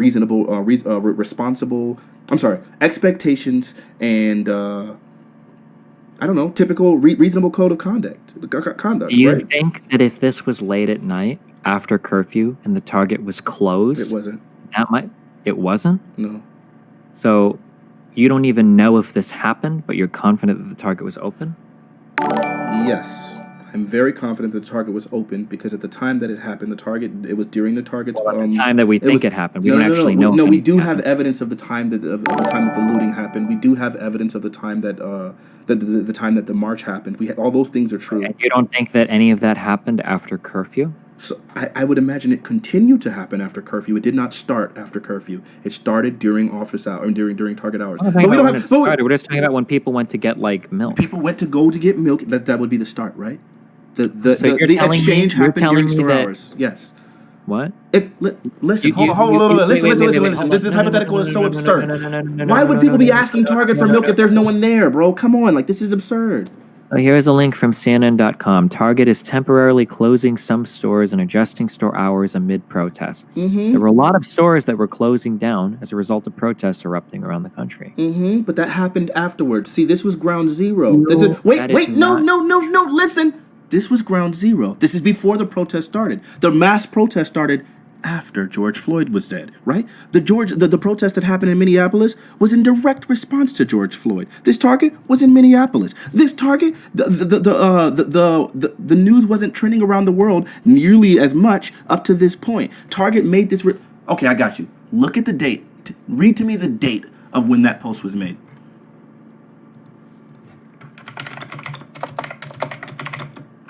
Looks like the post was made on May 31st. Okay. When was George Floyd killed? I'll help you. May 25th. So that was 6 days later. So this situation, Target's response, wouldn't have been during the beginning of the protest on this day. So that thing that you're talking about is 6 days later. Wait. You're telling me that Target closed in anticipation of future protests from a man that they didn't know was killed? No, what I'm saying is. Wait. I got you. No, because you're being ridiculous. So what you just said was stupid. That was a complete. What you just, unless I misheard. Yeah, you did. I'll re-say it. That Target closed their stores 5 days before George Floyd was killed. No, oh my God, Lord! What I said was stop! Don't keep mischaracterizing my word and then not give me a chance to re-clear it up. Come on, stop! Don't tell me what I just said. I'll tell you what I said. What I said was... Okay, I might have misheard you, but if I misheard you, then it sounds like the Target just closed their store days after Floyd was killed. They did, so Target in general decided to start closing stores 6 days after George Floyd was killed because there started to be worldwide and countrywide protests. But this Weren't there protests almost immediately after? Yes, but Target's response as far as Target's response as far as making the corporate decision to start closing stores like around the country did not start on the same day. They did not immediately respond on May 25th after George Floyd died. Dude, the thing that you're suggesting right now is Target perceived that because George Floyd was killed, people were going to loot them, so they preemptively implemented some plan to start closing stores, and then so then the people that would have looted the very first Target were doing so after closed store hours. Do you understand how ridiculous that is? If you scroll down, you can see a picture that shows a Target being closed on May 27th. That's 2 days after. That was 2 days after the event we're talking about. find me evidence that Target decided on May 25th to go ahead and close their stores early. Because if you didn't, then this happened during store hours. Wait. First of all, you're telling me to find you evidence proving exactly when a store closed so that we can talk about whether something did or didn't happen that you don't even know if it happened? What do you mean? Well, right now, I've granted you so much. So I wanted to be like, if I truly was winning this to debate or debating this to win, I would ask you for proof that this milk thing happened. There's none. Most likely it didn't happen. All evidence points to the fact that this is totally fabricated. I'm not sure you realize. So let's keep this hypothetical the way we have been doing, right? We were talking about just the efficaciousness, right? Like the morality, like the idea, the theoretical, right? And you happen to bring this into something literal, and then it just so happened that all the evidence pointed against you, right? In the sense that you were trying to say, wait, dude, oh god, no, wait. Okay, you have zero evidence whatsoever that this milk meme ever even happened. You're right. You have no evidence of that. So you can't tell me that I'm changing my story when the evidence points against me. Wait. I just granted you all of this because I wanted to chase down the hypothetical of when you could justify the protester response. Sure. But we are working entirely in a fantasy world. In the real world, this milk shit is totally fucking fake. And you haven't presented me a single shred of evidence. You haven't to the found contrary. a single piece of evidence that said that it didn't happen. You only found people saying that they didn't find evidence to confirm. That's not how this works. But it's fine, dude. It's irrelevant, right? We're talking about it's not irrelevant. It's totally irrelevant. Destiny, listen, you're so good at this. This is crazy as hell. Like, I never The idea is, I've laid out a principle, which you accused me of not doing, even though you didn't ask me for it originally. But it's fine. I gave you the principle. So, is there a problem with my principle? The principle was, if a person of authority did something some gross violation, and another person or another store or an entity became an accessory to that violation, it would be reasonable for people to respond to that accessory the same way. Target was an accessory. So right. So okay. So so right now you're saying we don't have evidence. So I got you. Listen, I'm going to grant you this. I'm going to give it to you. I got you. I'll grant you it. If it didn't happen, then those people were wrong. Is that enough? Sure. Okay. So then we're in a world right now where we don't know if it happened, but if it didn't, then you would admit that all of the looting against that, and we're only talking about the Target. We're not even talking about ancillary businesses that were destroyed, of which there were a fuck ton. Got you. We can so now we can start talking about other principles when it comes to the ancillary. What'd you say? Ancillary buildings. Ancillary, right? ANSILLARY. Sure. Yeah. I don't know how to pronounce it. Maybe. I don't know how to pronounce it. I'm not sure. Sure. Ancillary. So yeah, ancillary. We have zero. So if Target did in fact, so here's a question. Do you think that a private business has the right to refuse service, or do you think that they should be revoked that right? Do they have the right to refuse service? I think you have the right to review service as long as it's not discriminatory. And I would imagine, I think in general, you typically have a right to review service, but I do think that there are expectations, like in specific times. For example, if you're a store that sells primarily water, right? And we happen to be in the middle of a drought, and then you just decide, nah, screw the people, I'm just gonna not sell you my water, and that's gonna do some great harm or something. I would say that would become pretty immoral. Yeah. Do you think that there might be an argument that Target wants to keep both its property and its customers safe by not having their store become a headquarters for protesters looking to secure supplies to protest? Ask it again one more time, I'm sorry. Do you think that it might be reasonable that Target might be worried that if they were to start supplying protesters with protest gear, that their store would become a headquarters for protesters, and that it would threaten both the safety of their employees and customers? Well, I don't want to for a second grant you that milk would be protest gear, but in hypothetical, if Target decided, let's talk. I got you. Wait. Let's talk specifically about this. Don't move on from one single point of disagreement. I'm responding, nigga. No. Hold on. If the police are using a chemical against you to hamper your ability to protest, and you want to purchase a counteractive chemical to neutralize their chemical. So it's this is a reach, but I'll give it to you. That's fine. Sure. So in that case, milk would be acted as a gear. Like this is nuts. But I got you. Sure. So in this case, would I let them buy that highly defensive milk gear? And would that be at that point? Would Target feel like that's exposing their customers to some form of risk? I have such to that counter you. I'm giving it. No. Okay. I can't let you laugh. Wait. I can't let you laugh off my point like it's ridiculous. It is totally plausible that if Target starts selling stuff to protesters to help them protest, hey, we got some milk from Target. Oh, cool. Maybe we can get some goggles. Oh, cool. Maybe we can get some thicker clothing. Oh, cool. Maybe we can get some fans. Sure. People could that is incredibly realistic. Yeah, I get you. I'm not disagreeing. It's a funny caveat, but it doesn't matter. At the end of the day, like, dude, I'm addressing your questions as they come, right? It'd be one thing if I laughed and was like, oh, this is beneath me, I'm not going to respond. I'm responding, right? Like, it's funny to me. I think this is an absurd thing, but ultimately, I'm going to grant it to you so that the conversation can move forward, so you can continue into whatever the final point that you're making, right? I'm still engaging you. I just think it's funny as hell.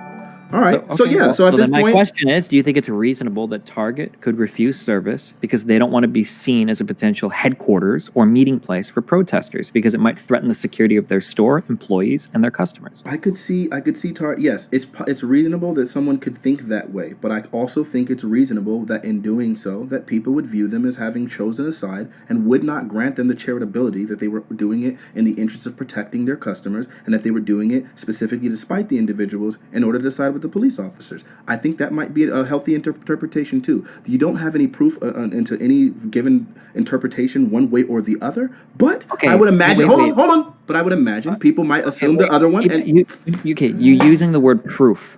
We're talking deductively right now. I'm asking you. Okay, so just like if the condition is met, is it good or not? I'm not saying what are the chances. I'm saying if a condition is met, is the answer yes or no? We're talking deductively. I don't need to. You don't need proof.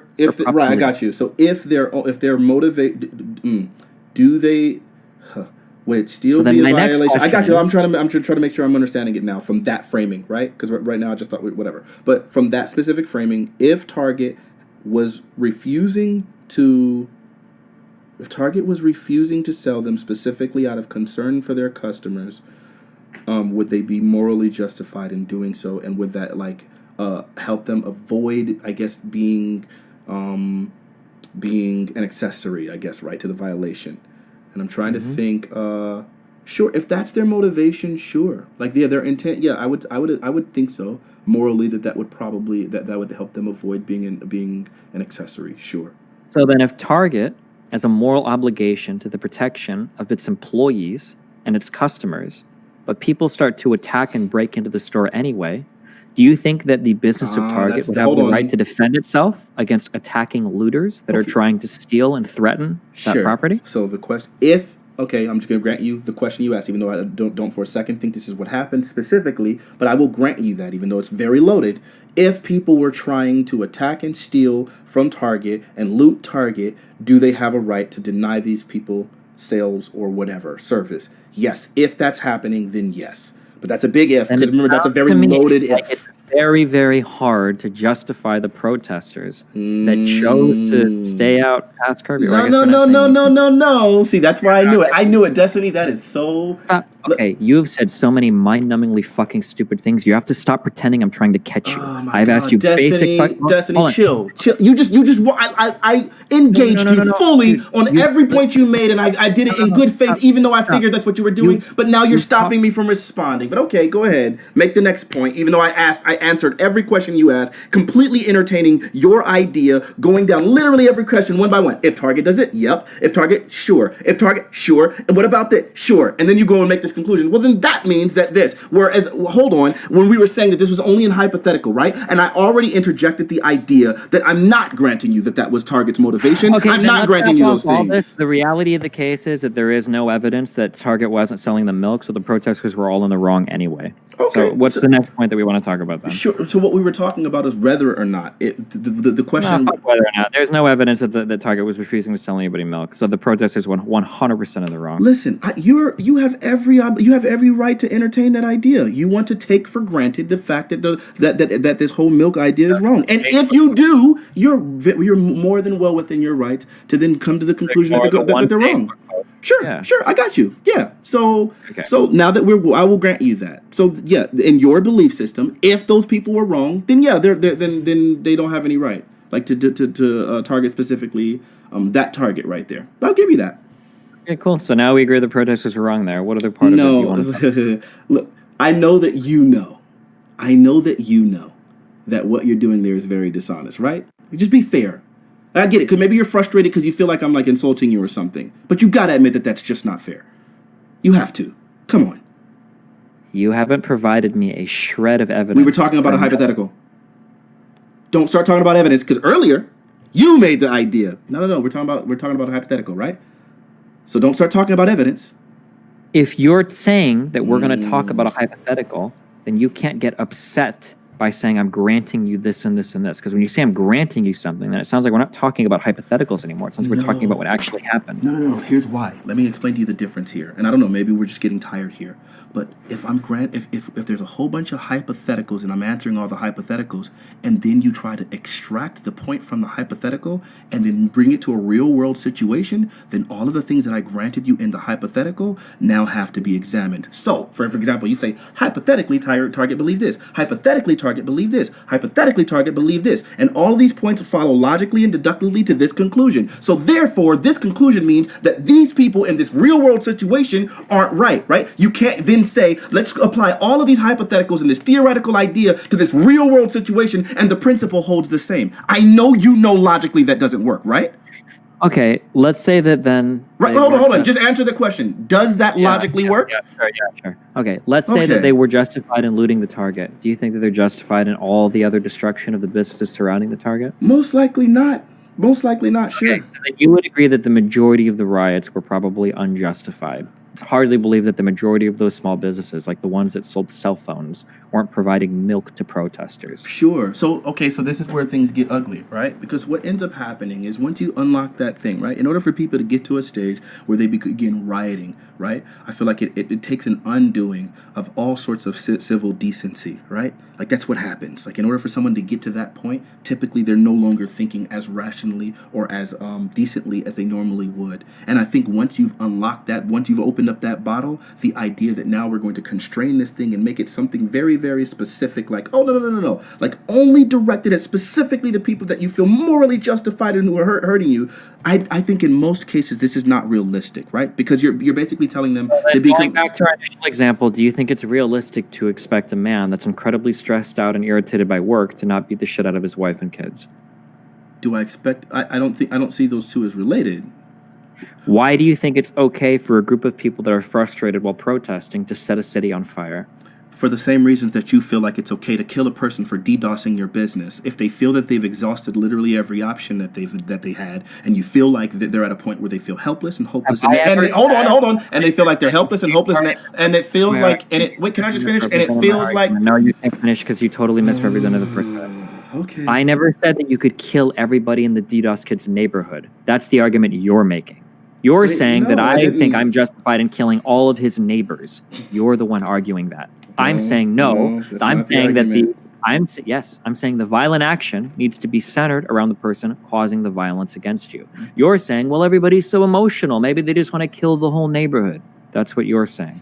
Okay. So Destiny, listen, I definitely agree with you that the violence should be directed. I also think that it's unreasonable to assume that it will be, given the fact that typically that sort of violence is going to be very irrational. It's going to be an undoing of all the civil decency and all the cultural norms and society. Hold on. Oh, okay, I got you. I'm not asking you if it's reasonable, and I don't care if it's reasonable. I'm asking if it's right or wrong. Do you think that if something is unreasonable, if it's unreasonable to assume people won't act a certain way, that becomes morally justified? We're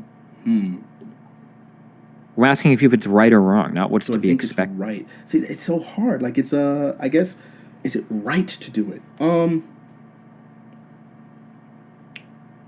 It's very, I don't know. I guess, man. See, but this is really hard, right? Because in the same way that I would say that it's wrong to kill that person for DDoSing you, yeah, I would say it's wrong to do the buildings, right? But I understand. No, that is disanalogous. In my example, you'd be talking about killing everyone in the neighborhood that lives next to the DDoS kid. I've never argued for that. No, but I wouldn't argue that you could kill everyone next to the. I don't think that's. I don't Yes, think. you are. No, no, no, You're no, saying no, you like no, get no, so no, no, upset no, no. at Because that you start setting everybody else's home on fire. there's a very big difference here, buddy. The very big difference here is when we're talking about a loss of life. Like, and again, I think the idea that people would respond and try to.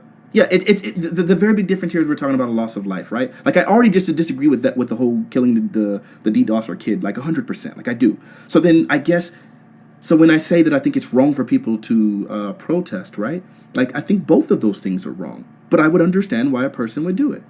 Like, I don't think I would ever be able to make the argument that it's morally right to kill a kid because he's DDoSing you. I just don't think I can do that. No, it's not that I don't think. I know I couldn't do it. I never would grant you that. In the same sense, I'm never going to probably come to the conclusion that it's morally right for people to be looting and destroying stores. But I think the So same. we Hold on. shouldn't say But I think the then same that principle that allows you to feel okay with more, or like with murdering. I'm sorry, with killing a kid for your property. Like, you think it's morally okay. I think that same logic transfers to the idea that people feel like that their children and their husbands and their I'm not lives talking are about being what you're murdered. feeling. Then I feel like those people. I'm No, not no, no. talking We about have to be any of talking about feelings if we're talking about morality. Unless you feel like morality is objective, it's going to be subjective. These are going to be feelings. You're asking me what are my opinions. These are going to be an opinionated That subject. has nothing to do with any of this. So wait, you feel like we can talk about morality without talking about subjectivity and feelings? Nigga, in what world?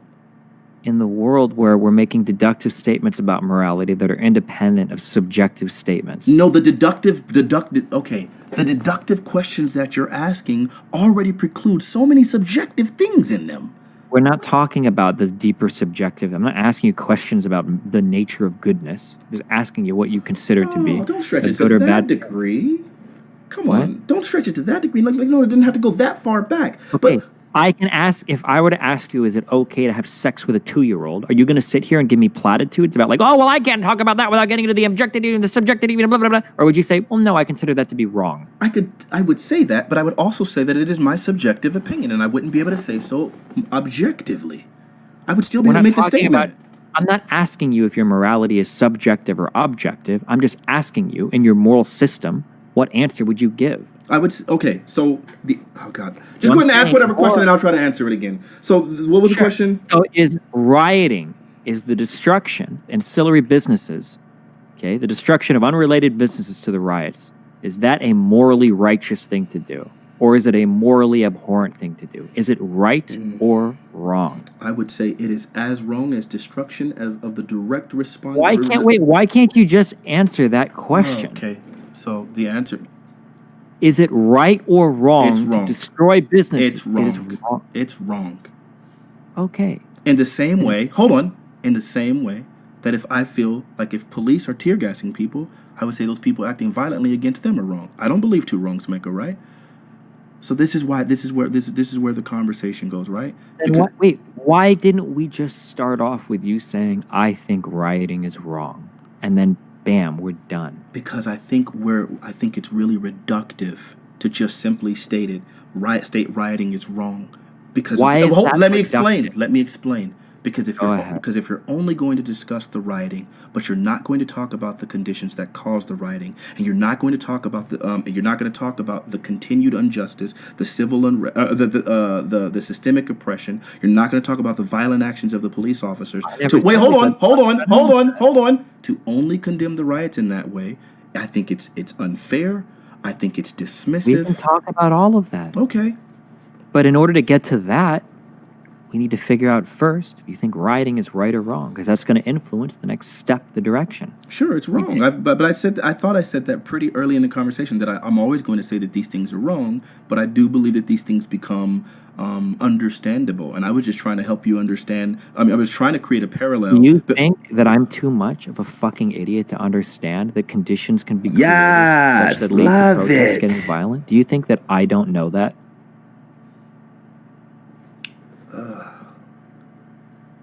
Wait. If you do believe that, why would you waste your time talking to me about it? And if you don't, then why would you explain to me something that I already know? Because it sounds like from the questions that you're asking me, it's as if you're trying to ask me these questions in isolation while simultaneously ignoring. Do you understand Yes. Do you understand that I have to ask you questions in isolation because I don't know what the fuck you think is right or wrong? Sure. And that to have a very specific conversation about a specific circumstance or event, I first need to get a grasp on what your underlying moral principles are so that I even know where to begin in that conversation. Destiny, I'm on the other side of this so frequently, and I totally understand why you would need to ask me specific questions in isolation. I don't think you've ever been on the No, other let me let. Oh God. Yeah, okay. So I totally understand why you would need to ask me specific questions in isolations. The difference between you and I, and the part where it gets dishonest, is when you ask me these questions in isolation and then try to make extrapolations, coming to conclusions as if the question or the principle that the principle derived from the question in isolation applies to the situation as a whole. That's the difference. So when you go ahead, if whatever principle I derive from your specific example, hypothetical, doesn't apply to another one, then the onus is on you to tell me what conditions make those two things different or what other principles apply. So, for instance, if you ask me, do you think killing is wrong? And I say, yeah, killing is wrong. And then you go, oh, yeah? Well, what if somebody threatens your life? Then is killing wrong? Then what I would have to say is, okay, well, hold on. My initial statement was incorrect. I think that killing somebody without provocation is wrong. And then we would be able to move from there. So, right. If somebody were to ask me a question and they were to say, hey, do you think the U.S. war in Iraq was right or wrong? That's a pretty specific thing. That's a really loaded question. Well, first I'd have to say, do you think it's okay for a country to intervene in another country's affairs? Because if you say no, well, fuck, how the fuck can you think the war in Iraq is okay? Or if you say yes, then I would go, oh, well, what about in this case? What about, because I need to figure out what conditions have to be met for you to think that intervening in another country's foreign affairs have been met. And then if you give me conditions and then it seems like they match for the Iraqi war, but then I say, well, what about intervening in places like Rwanda or Darfur? And then you say, well, I don't think we should there, but it seems like all the conditions are met. Then I need to figure out if there are other principles that you have that I just haven't discovered yet, or if you're being inconsistent, in which case I will attack your argument on its inconsistencies because I think you're being ideologically biased instead of logically consistent in your moral principles. Okay.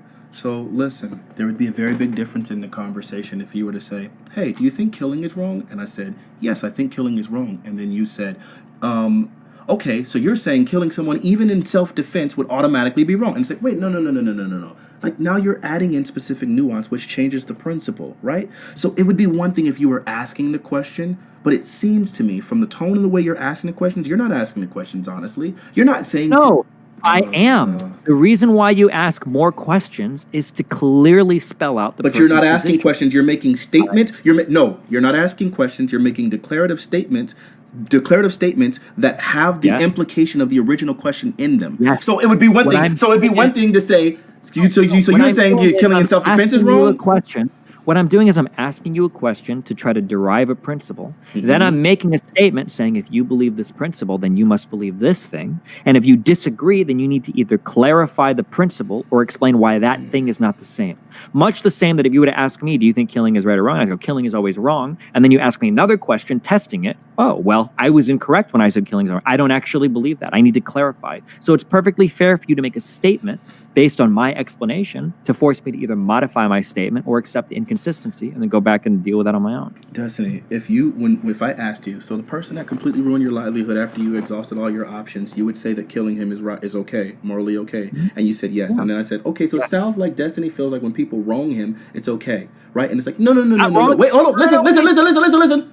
And I'm like, no. And then you're like, no. It's not just if they wrong me. These were very specific things. There were these nuances that were involved. Then you would fill up. You would feel defensive, right? Because it's maybe dishonest is the wrong word. I wouldn't feel defensive. You've talked for 90% of this conversation. I got you. Okay? I don't agree with that for sure, but it's fine. It's fine. Go ahead.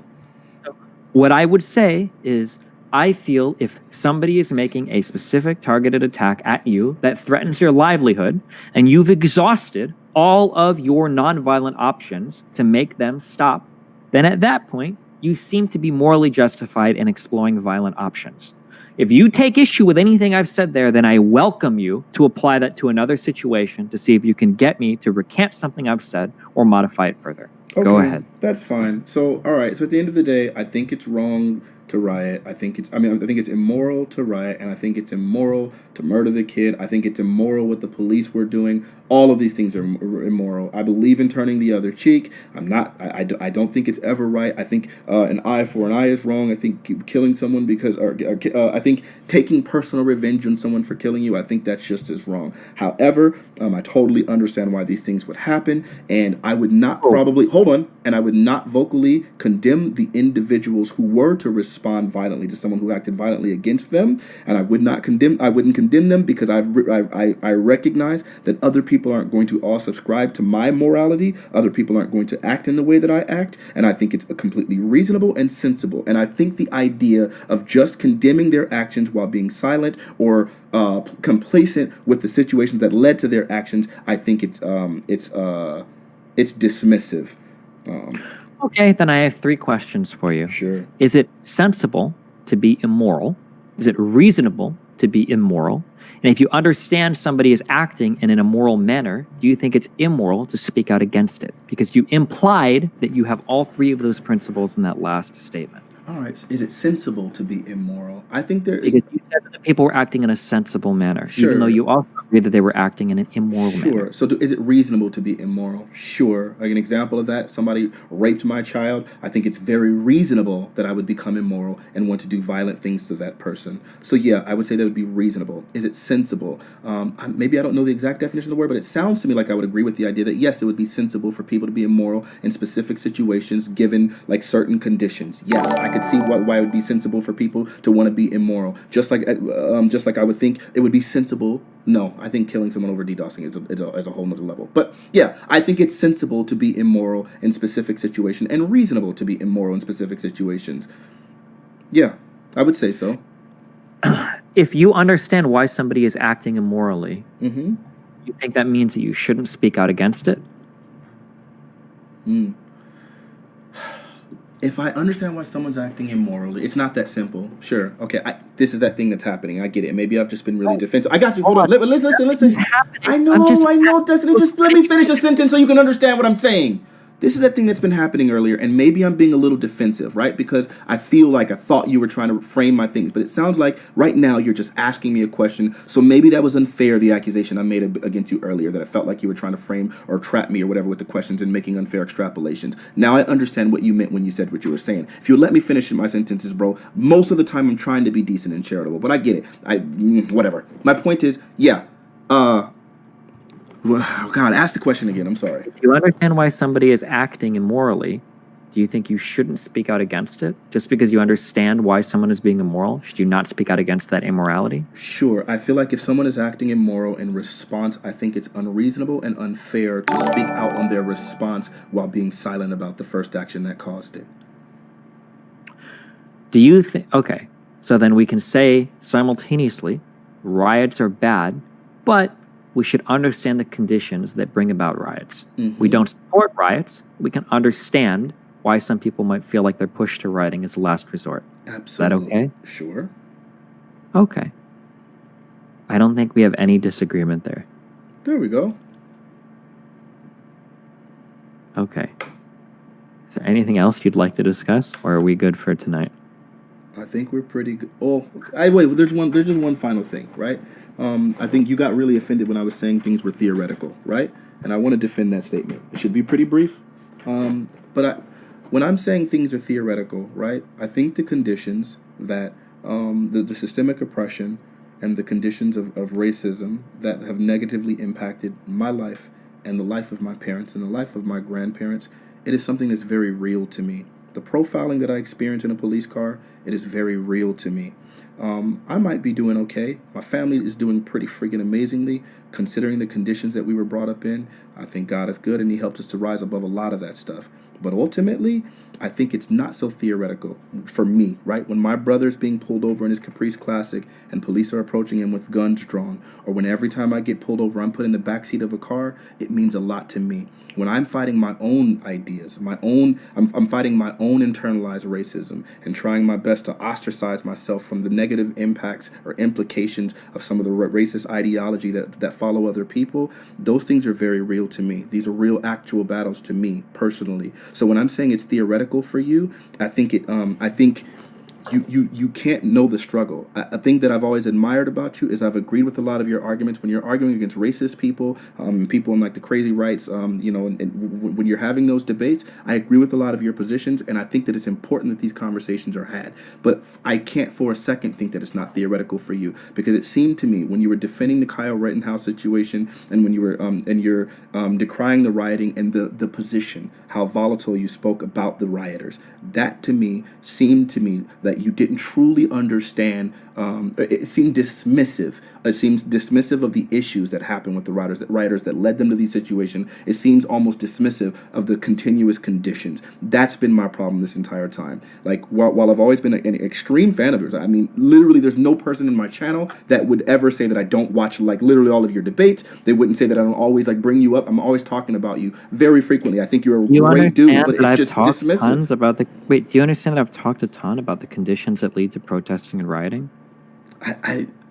No, I guess in most of your debates, no, I haven't really. Well, I mean, I guess you've talked about them in abstract, right? Like you've talked about, like you'll debate with people about systemic oppression. You'll debate with people about like disparate sentencing, all those things. Like I literally had like a 15,000 viewer debate with Vosh against two like alt-righters about whether or not black people face systemic discrimination against the criminal justice system. I'm sure you saw that. No, that's what I said. Like, yes, you do discuss these things a lot. That's literally my favorite debate I've ever seen. The debate with you and Vosh arguing against those two people was freaking amazing. Okay, So I I do see you. talked Wait, about no.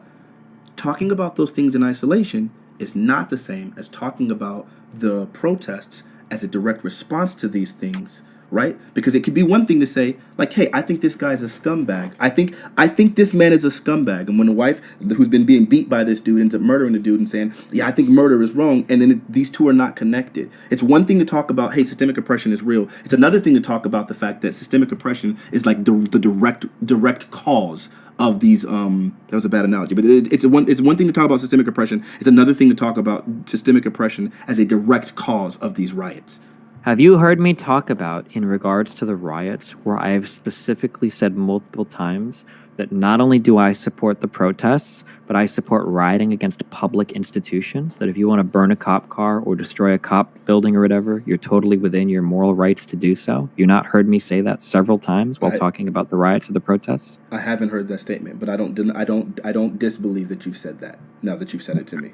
Well, it seems like if I acknowledge that you have a right to riot against public institutions, it logically follows that I feel like these people have probably been harmed by public institutions. But sure, I'll give you that. I'll give you that 100%. So we talk about the theoretical.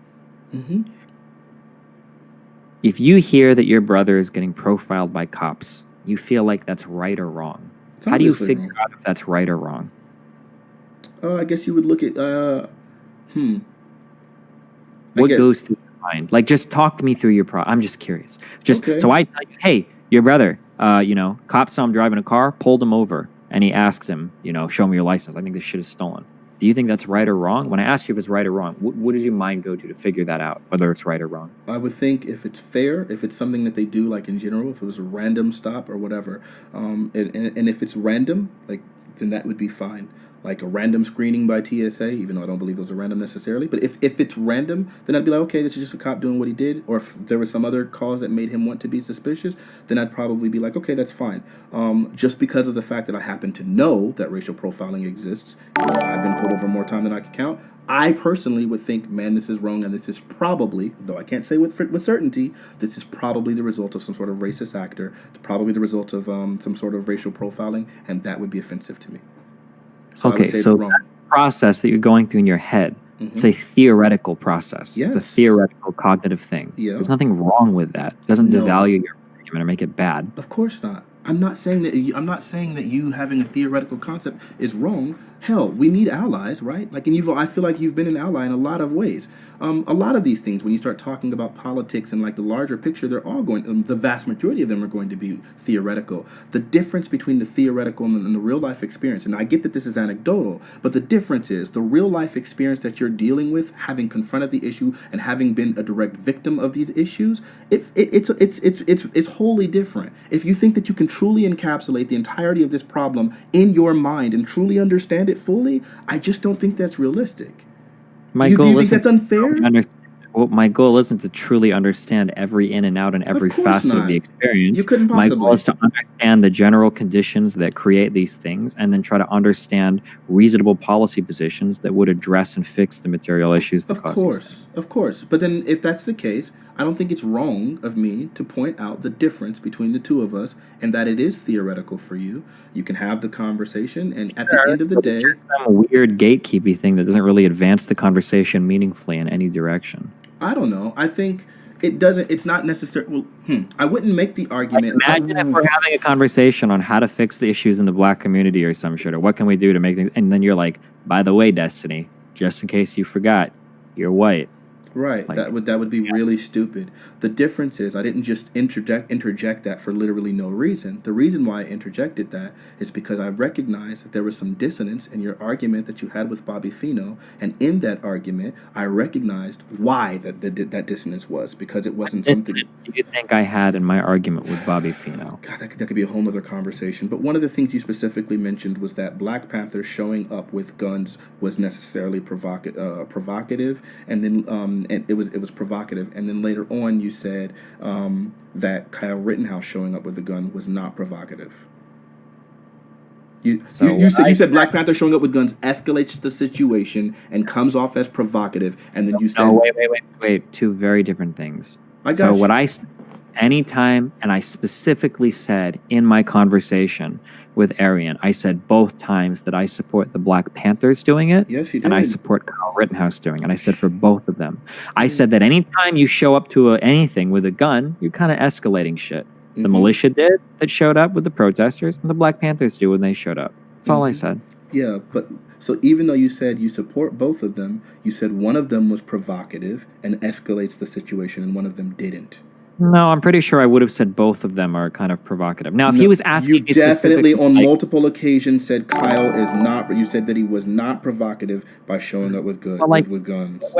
what I more specifically would have probably been talking about is him asking if Kyle was like provoking somebody. Like, just because you have a gun in an area doesn't mean you're provoking somebody. You could be escalating, or you could be provocative in a general sense, but that's way different than asking specifically, are you provoking somebody to attack you? It's the same word, but it's kind of different depending on where in the conversation it's coming. Sure, I get it, but at the time, so even some of the restrictions that you just put, or some of the nuance that you added, didn't even apply to the Black Panthers. Yet you still labeled them as provocative.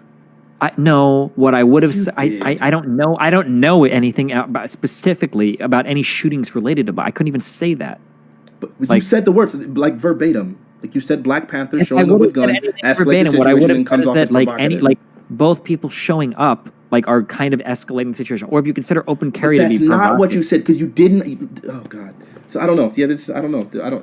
I mean, where do we go from here? Well, You literally said the words out like as I'll quote verbatim. You said Black Panther showing up with guns escalate the situations and comes off as provocative. And then later on, when you were talking about Kyle, you said he wasn't provocative. You said he would need some sort of aggression in order for him to be provocative. Do you think that I believe that both peoples are escalating things by showing up with guns? Now you're saying that wasn't what you said in the conversation with Bobby. Okay, Fino. well, listen, I welcome you in the future to go through that conversation. I did. I have it Yeah. time stamped. Good. Okay. Well, in the future, we can have a conversation about that conversation, because what's more fun than conversations that are about other conversations? And we can go over it if you want, okay? It's getting late as fuck, though, and I need to sleep pretty soon.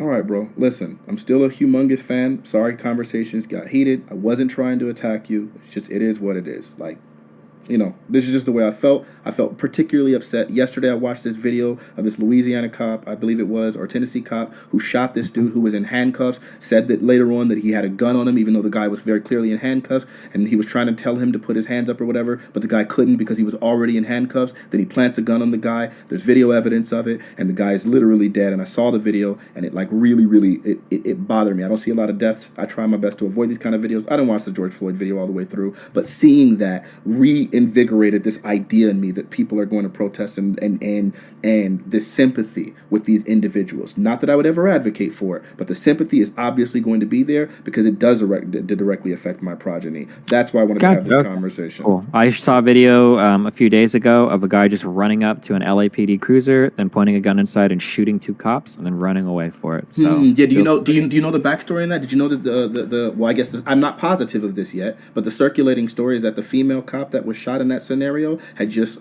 killed an unarmed teenager 2 days before.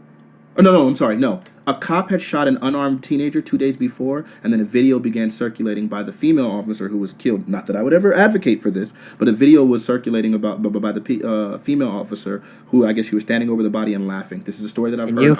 I'm not sure that this is true at all. This is literally what I just heard from word of mouth. I would love to see this. Okay, I will look for it. Again, I don't know this to be true. And listen, and even if also you're literally using the no, hold on. And even if it's true, even if it's true, it doesn't justify what happened. That's the difference. It's not justified. I don't think it's fair. I don't think citizens should be taking these things in their own hand. I do think it's immoral. I do think these are people. For the Louisiana black dude that got shot or whatever? I'm assuming he was black. I don't know if he said it or not. Yeah, in handcuffs. What was that guy's rap sheet? Nigga, that doesn't matter. Oh, no. Don't compare. No. Why did you just bring up the cops rap sheet? So, here's the deal, okay? So, in this case, when you have a cop that did something that was really bad, and someone felt violated by those actions and responded to the cop, they're related. Do you understand? Like, this would be a reaction to the cop's action. If you wanted to bring up the actions of the dude who was shot and like, hey, he was caught in the act of like trying to rape somebody, or he was caught in the act of like trying to shoot someone, or he was caught in the act of doing something violent, and this is what happened, it'd be totally reasonable to say, hey, these things are correlated. But somebody serving a prison sentence 15 years prior and them having a criminal record for it is not directly related to a cop pulling them over and immediately assuming something negative or doing something wrong. Whereas the cop... What if the cop pulled that guy over before and that guy assaulted his partner? What if that guy pulled that guy over before and the guy like raped a woman that the cop knew?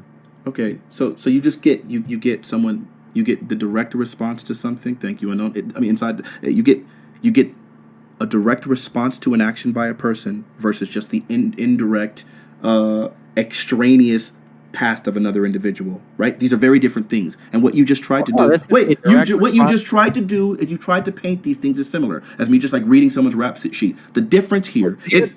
You're telling me that this guy, like personally knew the person the cop shot? Is that what your argument is? No, I'm not saying that. What I'm saying is... So it's not like some extraneous, irrelevant thing that's not directly related to the person. The cop killed a random other person. I don't know the individual that shot the cop, but I would imagine the thing that made this cop get shot as opposed to any other cop in the force would be specifically those actions and the unrest cause, seeming that these things would be related, right? Because it's really similar, right? You have 2 days, so a video starts circulating. 2 days later, a cop was shot, and I would say, oh, so this seems like this is one of those bad actors who saw that video and they decided to try to take matters into his own hand and shot the cop. These would be really related. It's very different when you say, hey, this unarmed dude was murdered, and then you talk about, well, he did sell drugs in high school. Those two would not be related. Do you get the difference?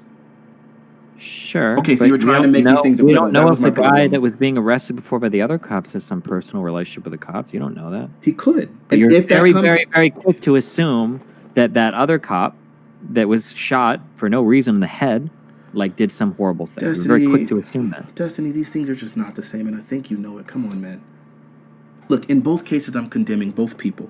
I'm condemning the cop that shot the dude. Yeah, but the difference is that your condemnation of one was very weak because you very quickly wheeled out some bullshit conspiracy theory about maybe somebody maybe getting shot. It just seemed like it seemed kind of like a weird thing. It's not. It's not like, look, this is what you told me. This is literally what I just heard about. I haven't seen any videos. I don't have any evidence for it. This is just literally what I've heard. And if that's the case, and it becomes a lot more understandable why the person acted that way, I would never ever advocate for it. I think it's wrong. I think it's immoral. I think revenge is wrong. I think we need the criminal justice system for these things. I could just understand understand the individual. I was trying to give you the backstory so that you would understand why it happened. Because when you described it, you used the word random, 2 random cops, and I don't believe that it was random. That's why I mentioned it. So I was just addressing the idea that it was random. It wasn't to try to exonerate the individual that did the action. It wasn't to try to condemn the cop and make it so that it was justifiable to kill her. They're very different situations. Whereas when it comes to the cases of people making these cases or looking into people's criminal history like George Floyd and so on and so forth, people are literally doing it to exonerate the cops, to try to justify their killing. They're very different. Please don't try to make these 2 things the same.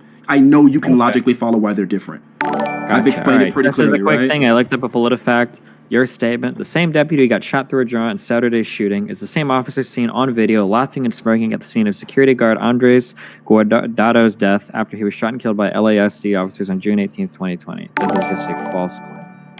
So, okay. Okay, if it's false, then then maybe it was a random person, and if that's the case, then so be it. Like, I said from the very beginning, I don't know. This is literally what I just heard. I haven't done literally. It just happened like 2 days ago. I've been doing panels and all this other nonsense. I didn't see any of it. I don't know any of it. Like, bro, I'm just saying this was the story that I heard. I just introducing it just to address the idea that it was random. Seems like now that you have the evidence, it probably was still random, and I'm willing to entertain that. I wasn't using it to exonerate or justify the actions, and it seemed to me like you were trying to draw a parallel between what I was doing, which even though I very clearly laid out that I think that both things are still wrong, it sounded like you were trying to draw a parallel to me doing that, which is very, very different. And you were comparing that to the people who try to look up previous people who were unarmed and unjustly murdered and looking at their rap sheets. And I think you know that those 2 things are different.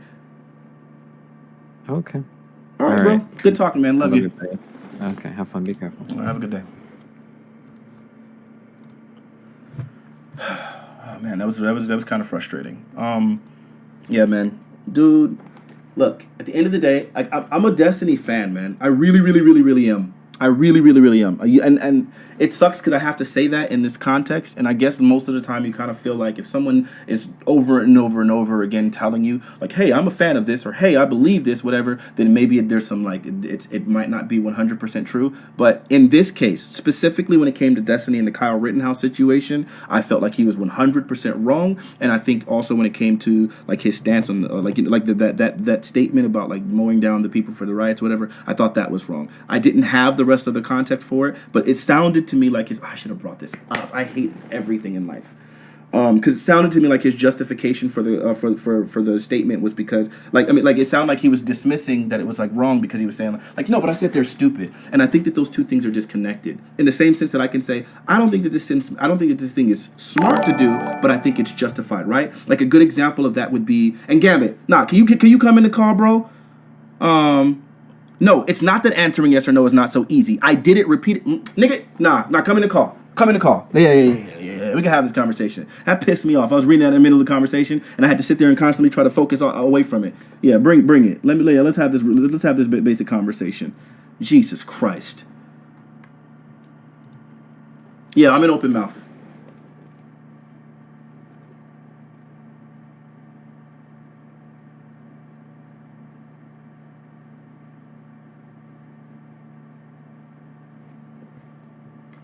Yep. Just whenever you're ready.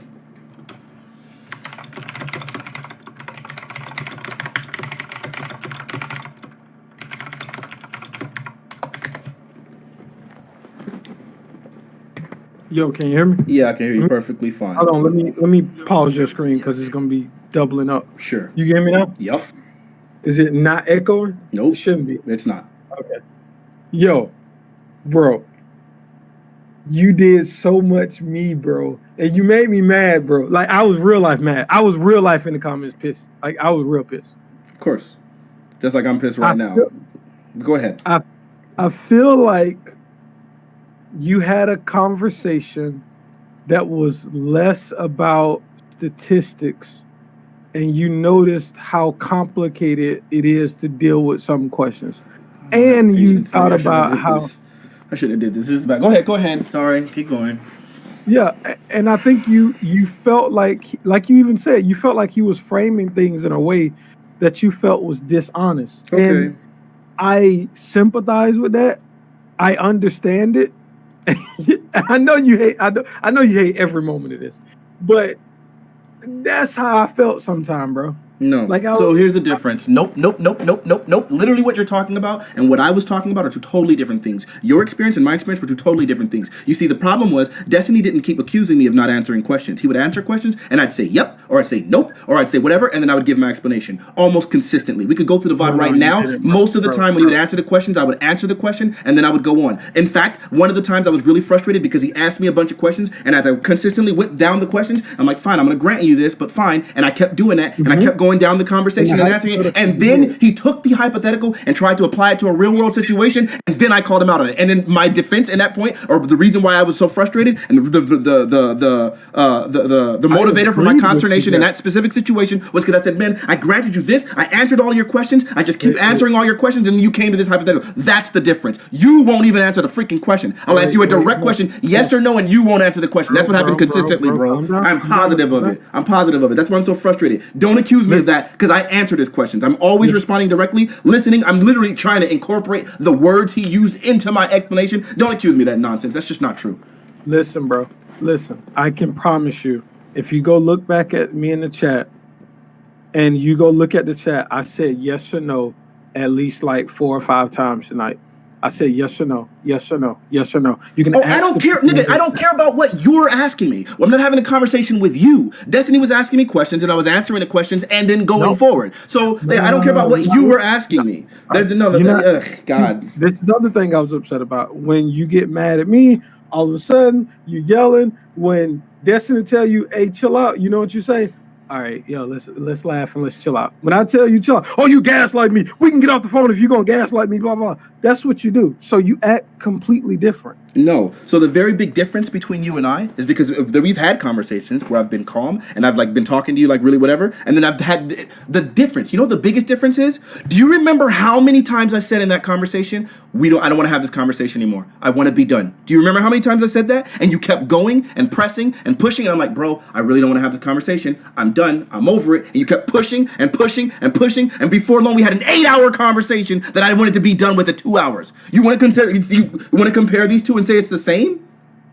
No, what I'm telling you is your demeanor is obviously different. Oh my God. Whatever, bro. Whatever. No, whatever. I know it's whatever with me. I know. But anyway, it's just like I'm not even gonna say what I want to say to you privately. I want to talk to you privately. But no, if you look through the chat a bunch of times, I was telling you to say yes or no. I promise you. I put it on my life. If you go look through your chat. I'm not denying that. I knew that you said that. I didn't ever question that. You probably did say yes or no. The problem was Destiny was asking my questions, and I would say yes and answer his question first, and then continue. I would answer the question. Can you listen to me? The times that I wrote yes or no in the chat, you didn't say yes or no. You explained yourself first. And you probably felt just like me when you felt like you was answering. Did I explain myself and then answer his question yes or no? No, not a lot of the time, bro. Okay, look. This is what I'm gonna need you to do then. Good. You got it. You remember when you asked it. Go through the VOD, find the instances in which I did it. We can go through this. We can have a conversation. When do you want to have it? You got time? Oh, I got a panel tomorrow. Freak. Prime case. Or actually, I could do it earlier. I don't know. We can have a conversation. Go through the VOD, find the timestamps. Right. Because look. I wanted to have a conversation about Destiny, with this conversation with Bobby Fino, right? So I wrote down the timestamp, right? Like I have it, like I can show it on stream, right? Like I wrote down the timestamps because, like, yeah, if I'm gonna be quoting a conversation, then I need to know exactly when the times was, right? So it's like 10:30. And protesters flying from out of state, they don't have jurisdiction to protest wherever they want. I mean, and then he was like, yeah, yes, you actually do. Then you have a right to wear your gun if you want. Blah blah blah. Like I wrote down the times at 10:30, 12:15, 18:50. Blah, blah, blah. I wrote it down because I want to have the conversation. If you actually feel like you have these points, you can go through the VOD, look for the times where you said yes or no. It's gonna be there. It's literally timestamped. Find those timestamps. We can go through the VOD, and I can prove to you that literally every time I'm answering a question, that's just who I am. It's always who I've been. I respond to people. Don't ever accuse me of that again. Find the freaking VOD. We'll go through it, and we can have this conversation. And then when you find those timestamps, and man, I'm gonna write it down just so that we don't forget it, because I know what you're gonna do, because you can't follow it. You're gonna sit there and then try and find timestamps in which I didn't immediately respond to the question, and so we're just gonna frame it right here. It's really simple, right? I'm saying this. I always respond directly to the question and then give an explanation, or I give an explanation and then respond directly. Respond directly. Or the response is clearly implied in the explanation. This is what I'm saying happens literally every time. So when you get your timestamps and you bring them to me and we have the conversation, we're going to see, and literally every time it's going to be either direct response and then an explanation and then a response, or it'll be just an explanation where the response is very clearly implied. It's going to be that every time, and you're going to move the goalpost. You're going to move the goalpost. I'm calling it now. Someone clip this. Someone clip this. You're going to move I got you. You're going to move the goalpost, and then you're going to say, "Hey, man, you didn't. You're going to move the goalpost to just you didn't respond to the question first." I'm calling it now. All right, go ahead. What do you got to say, bro? Okay, all right. I wish I had the clip. Did we not say one of the question doesn't matter. The question that you asked me doesn't matter. We said from now on, in every conversation we have, we said the rules to engagement are you must say yes or no and then explain yourself. You got pissed at me because you said I didn't start out with yes or no, because you said I was explaining myself and I may not end up answering the question the way that you want me to because you're trying to ask me more questions, which is exactly what Destiny said to you multiple times. No, he did not. Find those timestamps too. No. Okay. The problem was, no. Okay, I got you. The problem was, I told you specifically, when I talked to you, I asked you a specific question and then you equivocate and literally never answer my question. So then I'm sitting there after you've gone on for 5 minutes and I have to ask you the exact same question again, and you equivocate and you don't answer the question. And that's another thing too.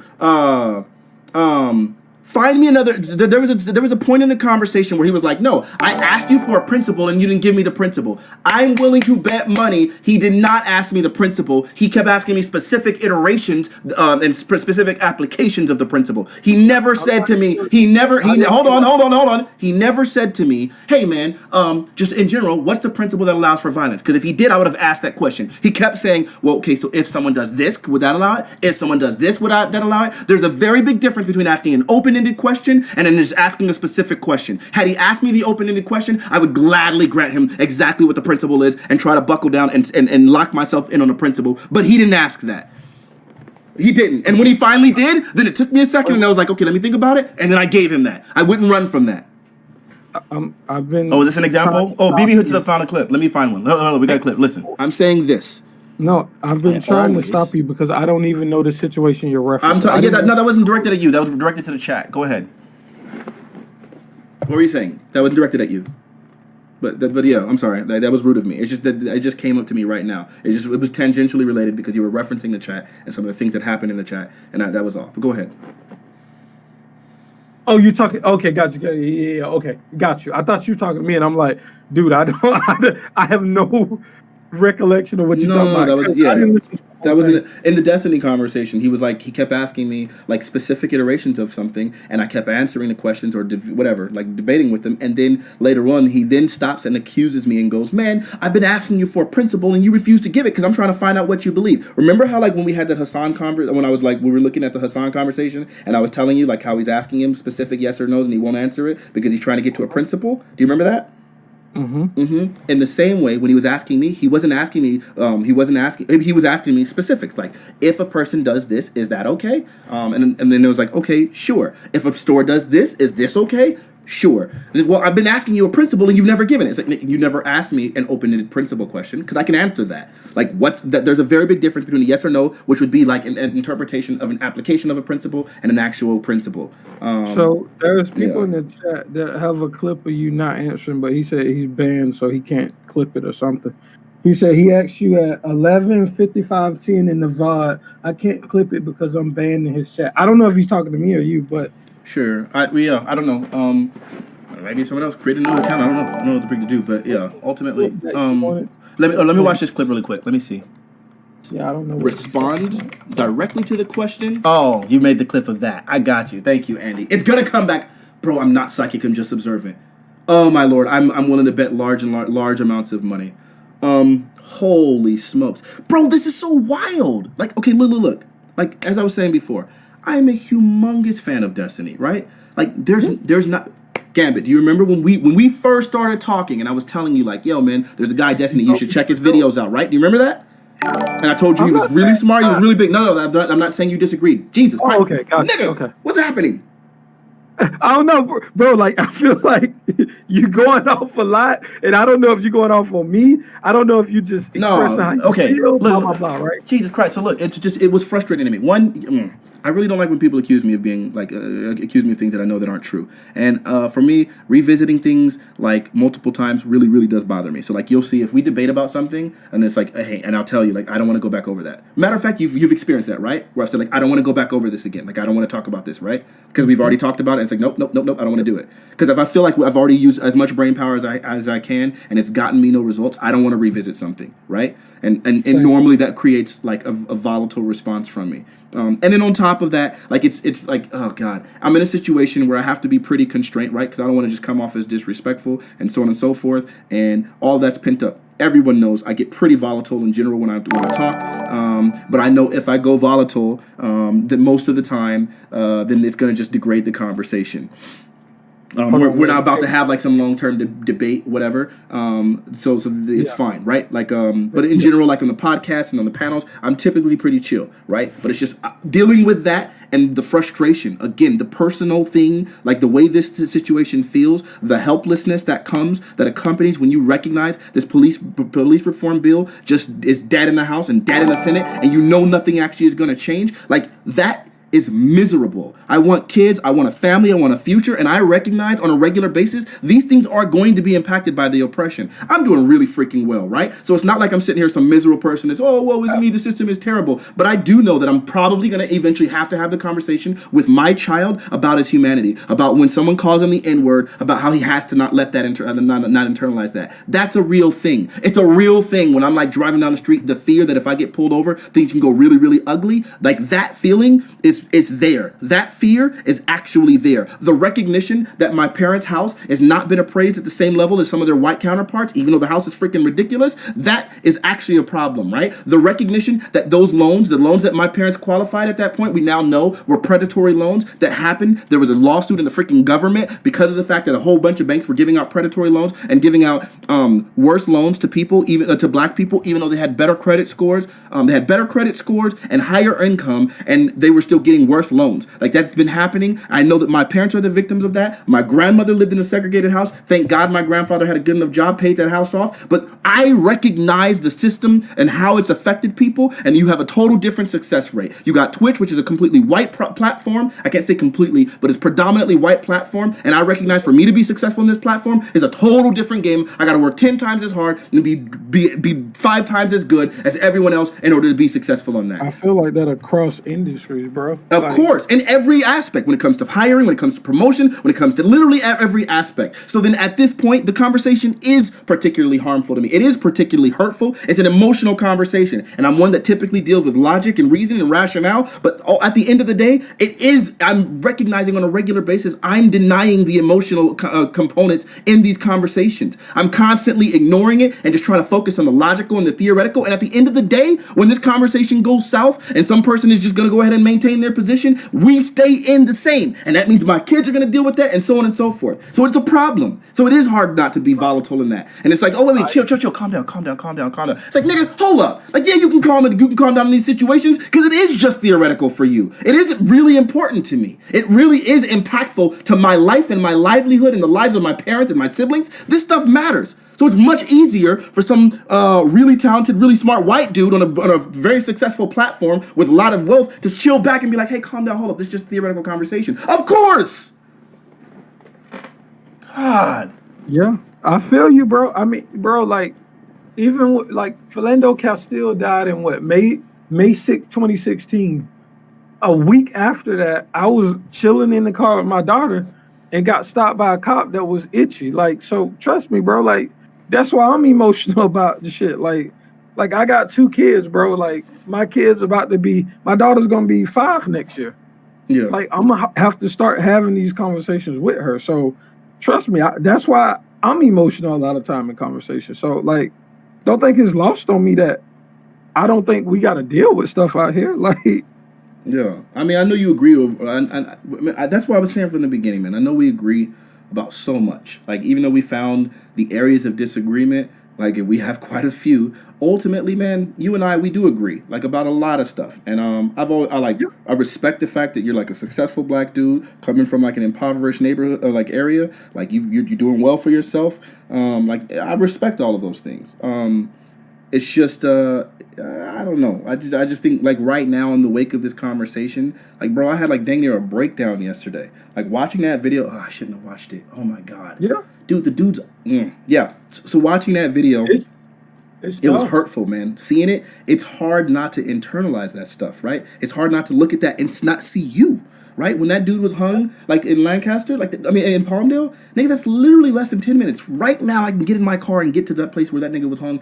Okay, it'd be about 15. In 15 minutes. Like, this is in my back door. Hopefully, it sounds like the evidence is pointing towards the idea that he hung himself. But you can understand why we would have that fear, because it wasn't an isolated situation. And I'm still not 100% convinced, but it's probably likely, right? Like, those things are really terrible. This stuff is traumatic. And we're in the middle of freaking unrest, and I'm still got to make my living doing my music, doing gigs, recognizing, like, man, at any time, if, the cops come in here and decide, like, yo, y'all niggas ain't supposed to be playing here, even though I'm surrounded by white people, I'm the only nigga here. I'm the only nigga in these venues. I've been doing country music in my band. I'm in 99% of our shows. I'm the only black person at the venue. And I think, nigga, if it goes down, I'm gonna be the first nigga that's in the handcuffs. I'm gonna be the first nigga that they try to give the ticket to. I'm gonna be the first nigga that they question. And if violence starts in any capacity, and I'm not gonna say I'm racist, but if violence starts in any capacity, I'm gonna be the one that these niggas are gonna be looking at. Like, and so it's a fearful freaking thing. So it's so hard not to internalize this stuff. So it's hard to be constraining yourself emotionally in the middle of those things. So don't feel like it's a problem to internalize it, right? Like, It is though. Oh no. Okay, go ahead. Make your point. It's not, bro. Like, I think people tell us that there's nothing wrong with us being passionate about the shit that affect us. You know what I'm saying? Like we should be passionate with the hope that drives us to find solutions or galvanize other people. Like that video when you sent me that video earlier. Like, I'm a person that's been desensitized to a lot of stuff, bro. Because I didn't watch like literally every video when somebody's dying. I've seen it like every time, multiple times. So I have been desensitized, but to watch him plant the gun on him, like, it's crazy out here, bro. So I agree with you, man. Like, I think it's terrible, but I don't have a problem with you being passionate about it. Like, it'd be weird if you weren't, right? Imagine if like because a lot of us say we desensitized, but we ain't all the way desensitized. Imagine if you was with somebody black and they watch it and they just like, oh yeah, that's nothing. Like, you'll think something was wrong with them. There's nothing wrong with internalizing it. Like we shouldn't let it affect us. And this is where we get into that conversation. I don't believe in all the riot and stuff. Like you said, I kind of justified in my head that, hey, this is gonna be some people's move, and the system that we live in is perpetuating this, and there's no kind of right and wrong. Well, it's a wrong answer, but you can justify it, I guess. I don't know how to break it down less than that. But so yeah, I agree with you, bro. Like, definitely. Sure. Look, bro, I love you. I think I've been talking for a while. I think I need to chill out for a tiny bit. Yeah, I need to go to sleep too, man.